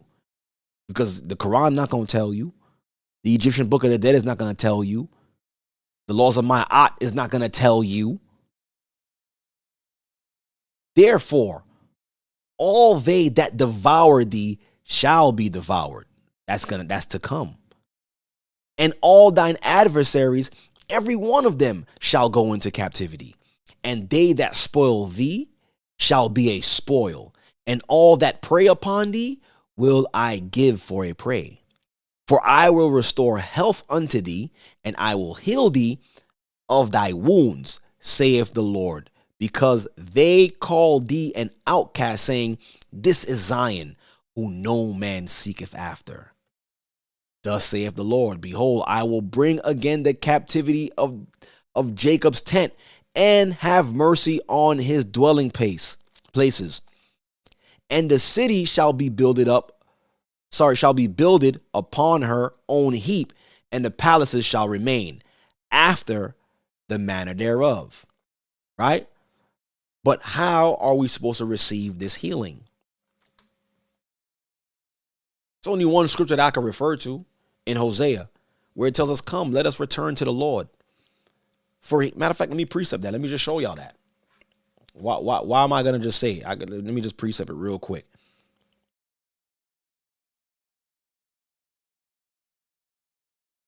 Right? Here it goes.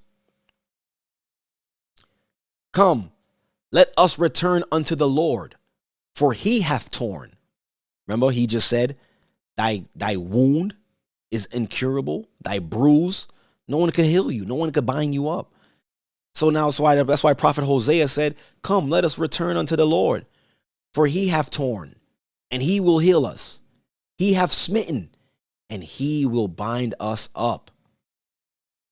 So we got to understand that it's the Most High that's doing this. So it don't matter how many times we march. One second. It don't matter how many times we march. It don't matter how many times we cry out for help, how many laws they put in place. You're still gonna be oppressed until you come back to the Most High God. Return to his law, statutes, and commandments. Follow his son, Christ, Yeshua Mashiach. Be baptized for the remission of your sins. And the Most High will put the understanding in your mind. And I'll guarantee you, if the Most High was in that million man march, trust me, there would have been some changes. I mean, good Lord, you had 1 million men in one area at one time. And y'all couldn't think to do anything? Y'all couldn't think to come together and do something? That's insane. That is insane. And this is their way of showing us, like, look, y'all want to be just like us, huh? That's what y'all want, huh? Yeah. We'll integrate. Yeah, we'll let y'all integrate, but it's gonna cost you. It's gonna cost you. Yeah, put on this dress. Is what you wanted? Huh? Put on this dress. Huh? This is what you wanted. What, you didn't want this $1 million deal? You wanted to be just like us? Here, put this dress on. Matter of fact, turn your boy into a girl. Turn your boy into a girl. Yeah, look at him. Yeah. You proud, huh? You want to integrate, right? Yeah, go ahead. The men of the Most High in dresses. Because you want to integrate. And look at this one.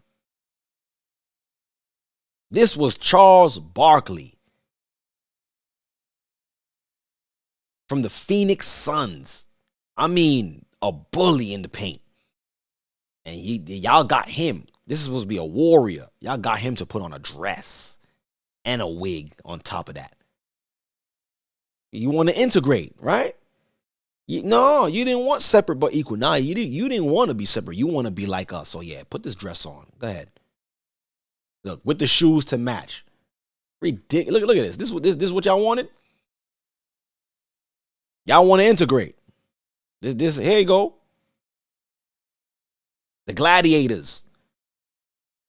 It's Jordan Clarkson.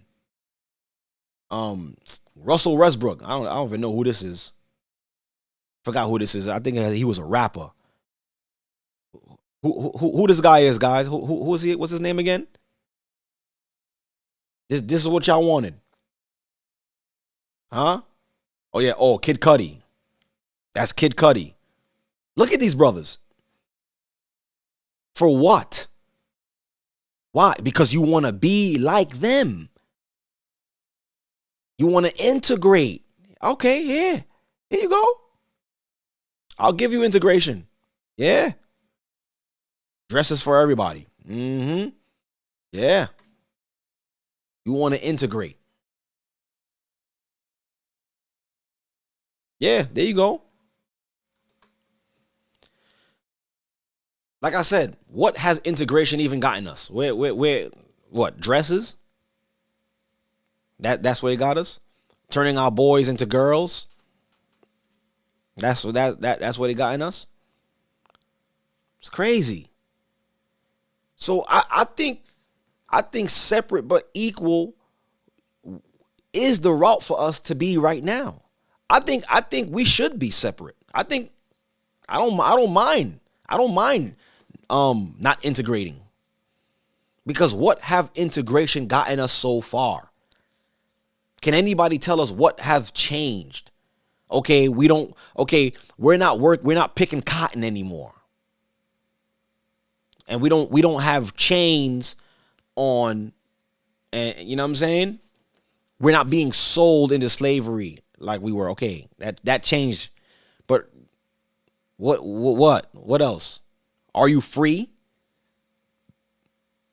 You can't even if you're up there, you know, making the money that they make, you can't even practice your own religious freedom.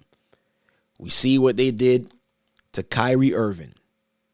All the brother did was post a video about Hebrews to Negroes. It's understanding that we once was the Hebrews and they now changed us to Negroes. But understanding that we are those people. All he did was post that. And he's anti-Semitic. He hates he hates white people. He hates Jewish people. He's a monster.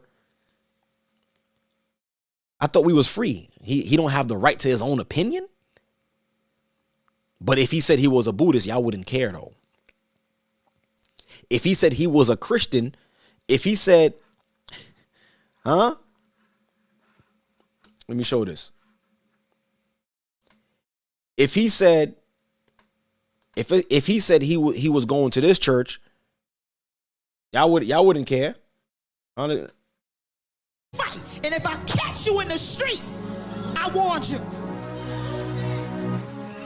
I warned you. I'm a Brooklyn chick. That ain't never changed. I'm just an anointed Brooklyn chick. And I'm. So if he said he was going to that church, y'all wouldn't care. Huh? They wouldn't care. What y'all think they would care if he said that? Or better yet, hold on, let me show y'all. Huh? Look at this.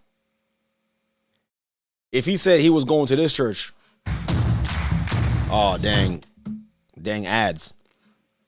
Let me show y'all this.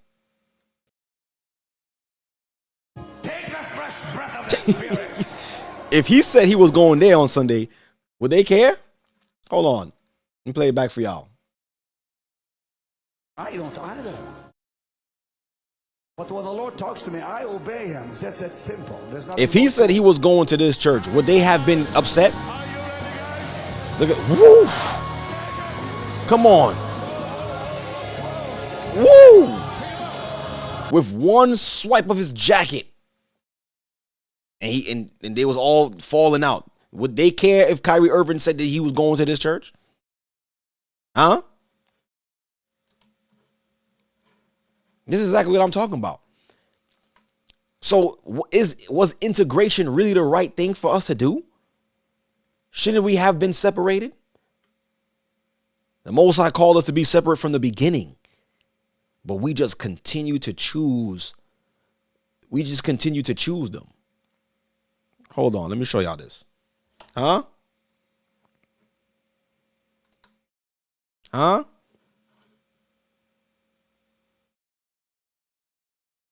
Right? But if Kyrie Irving said he was going to this church. For more of the breaking news events. All right, thank you. Boom! Whoa! If Kyrie Irving said he was going to this church, nothing to see here. Oh, that's good. You keep going to that church. And you see, this is where they want us. They want us to be in this kind of state. Look at this. This is what I'm saying. This also should have been part of the stupor. I ain't never seen nothing like this in my life.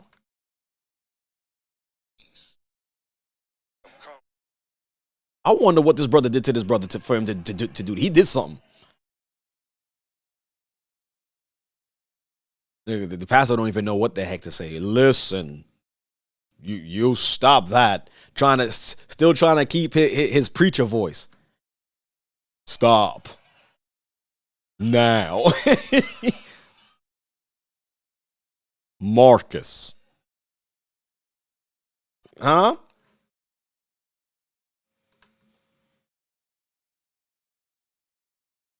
Stop it. Hey. This is where they want us. But we cannot profess that we are the Jews. We can't say that. Huh? So has integration gotten us anywhere?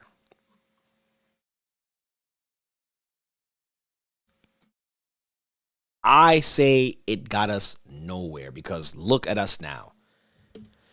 And it's only going to take the Most High to really revive us, because like we read in Hosea 6:1, verse 2, it says what? After 2 days will he revive us, and in the third day he will live in our sight. And I believe that we're living in that time where the Most High is starting to awaken us, right? And we're coming back. We're starting to understand. We're starting to see, all right, yo, something is definitely not right here. We continue trying to be like them, and it has gotten us nowhere.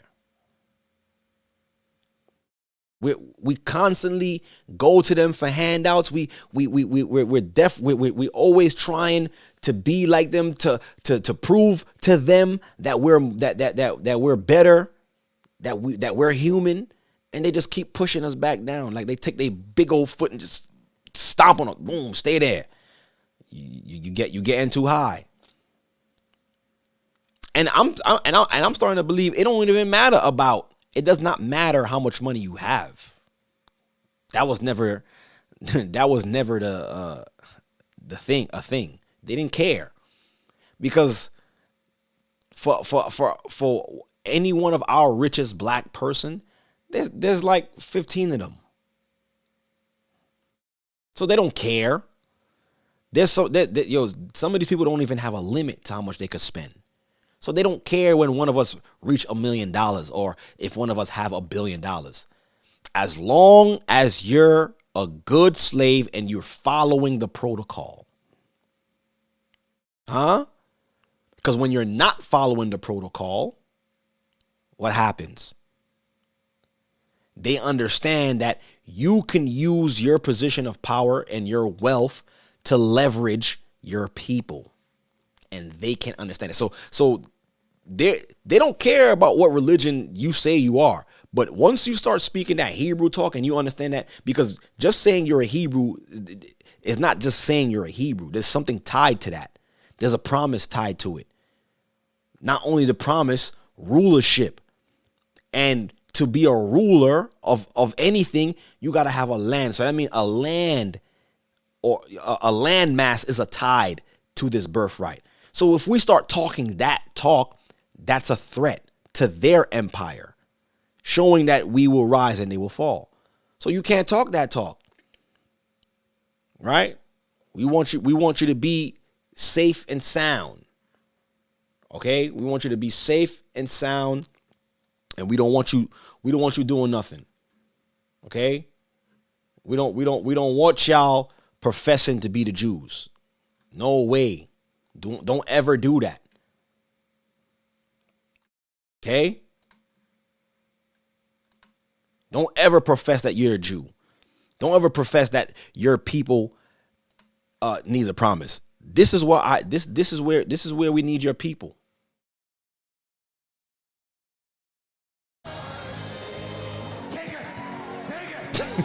Take it.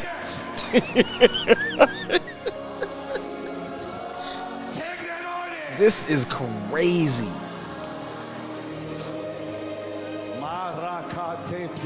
This is where they want you.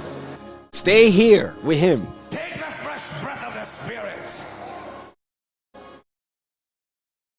Yo, this is crazy. This is where they want us, bro. Look.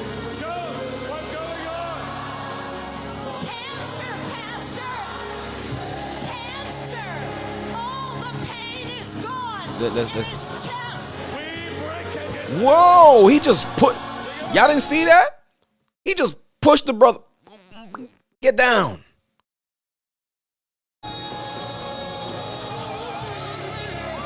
This is a circus. They want us a part of this circus. This is where they want us.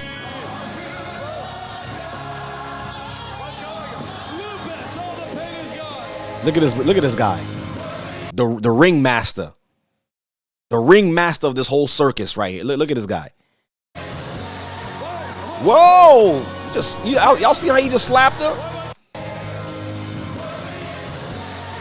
Get your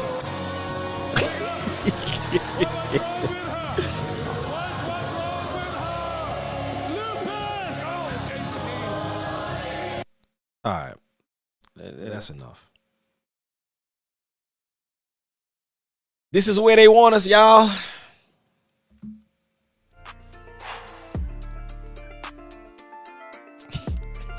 Integration. Integration was definitely not a celebration. Oh my goodness, my goodness, my goodness, my goodness gracious, brothers and sisters. What are we gonna do? Huh? The only thing we can do is to continue to follow the Most High, because listen, what's out there, bro? Like look what's going on out there right now. Woman pastors fighting on the pulpit. We got magician pastors fanning their jacket. What's happening? We gotta really check the dimensions. Like, are we still in the same dimension? Has there been a breach in the time-space continuum? But man, praise the Most High, man, that he's given us this understanding, man, because I don't know where we would be. I don't know where we would be. Because we living in some scary times. I don't know about y'all. We living in some scary times. Yeah, CERN definitely did something. CERN released a whole bunch of demons, and this is the result we see right now. Huh? This is what's going on. Right, the hocus pocus pastor. Hocus pocus pastor. Oh my gosh. Oh my gosh. I don't know. I really don't know, man. But you know, I really pray that this broadcast was really eye-opening for all of us. I was gonna take some calls, but it's getting late. I know it's still a weeknight. You know, a lot of y'all probably have school tomorrow, have to get up for work. I'm happy that I'm off tomorrow, so you know what I mean. I'm off tomorrow, so I could clap that up for the Most High. I get to rest finally. You know, but eventually all that will come to an end when the Most High, brings down Babylon. You know, matter of fact, in that spirit, I'm gonna play that song. I just can't believe what this world has become, and I'm looking at things right from the Most High. I try to look at things from the Most High's perspective, and I know the Most High is like, yo, I did not create mankind for this. He's looking at the earth like, yo, I didn't create mankind for this. Like, look at my creation. Yo. I want to play this song. If I could find it. Right? But like I said, I pray all of you guys are doing good. I pray that you guys are blessed. I pray that you guys are, are definitely having a great time. Right? Please let me know if you're having a great time, if you're enjoying this broadcast. But we're gonna wrap it up real soon, but just give me a brief second. Any other announcements that I have to make real quick before we come off? let's hold on. I'm sorry. Give me a second. Here we go. I'm finding the brother right now. Here you go. Here you go. This song, I definitely wanted to play this song. This is Everything I Come Down by Rawchaa from G.O.C.C. Jamaica. Give it up for G.O.C.C. Jamaica. All right. So I'm gonna play this song out. The Benjamin spirit is out here today. All right, here you go. Everything Will Come Down by Rawchaa. All praises be to the Most High.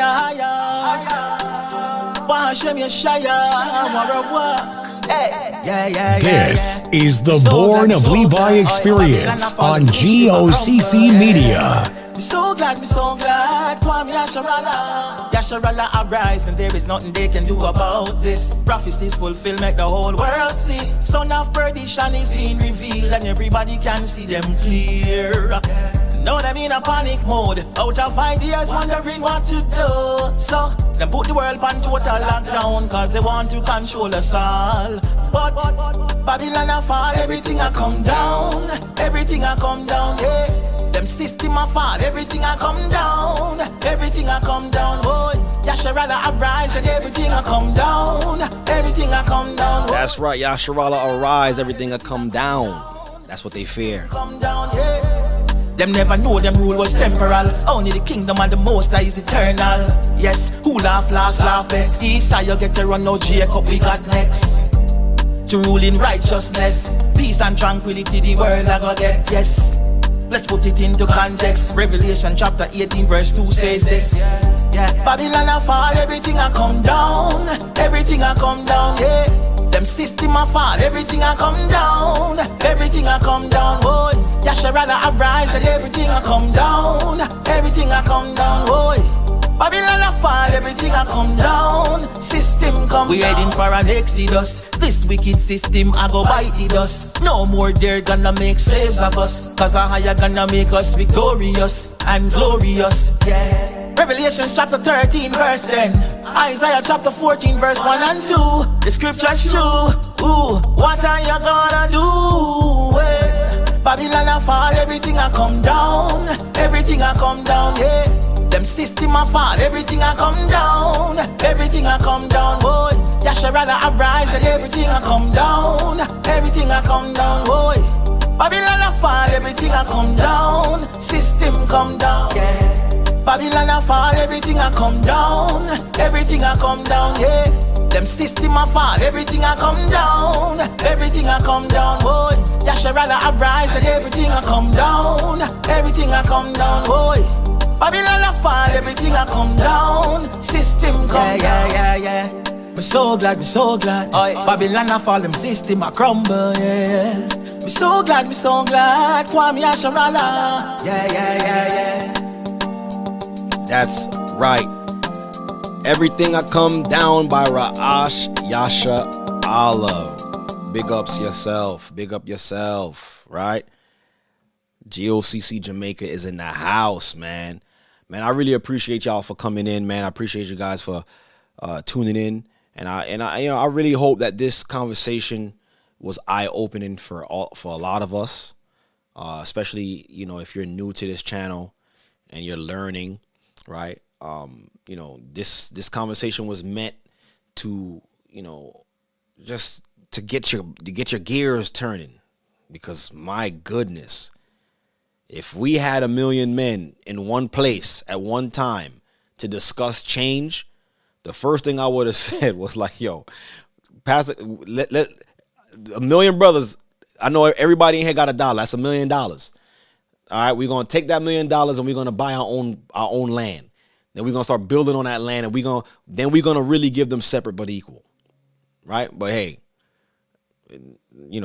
that wasn't the time for that, I guess.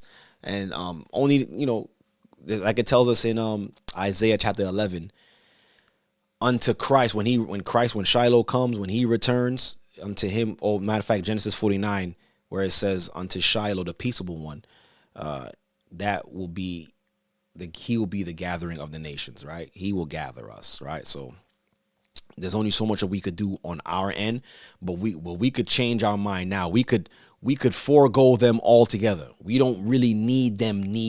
You feel what I'm saying? We don't, or I should say, we don't need to be accepted by them. You don't have to accept me. Just leave me alone. Leave us alone. Let us worship our God.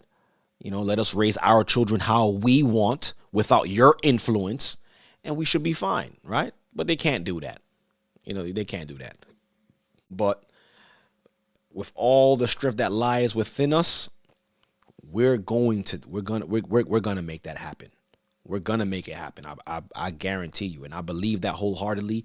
And I believe that what we are a part of is the glimpse of that. Is the Most High showing us what we're capable of. We just gotta see it. You could be anywhere in the world, but you're now tuned into the Born of Levi experience.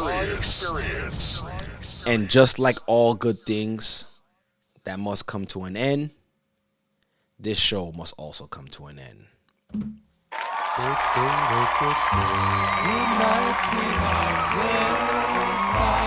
So I really appreciate you, brothers and sisters, for coming in.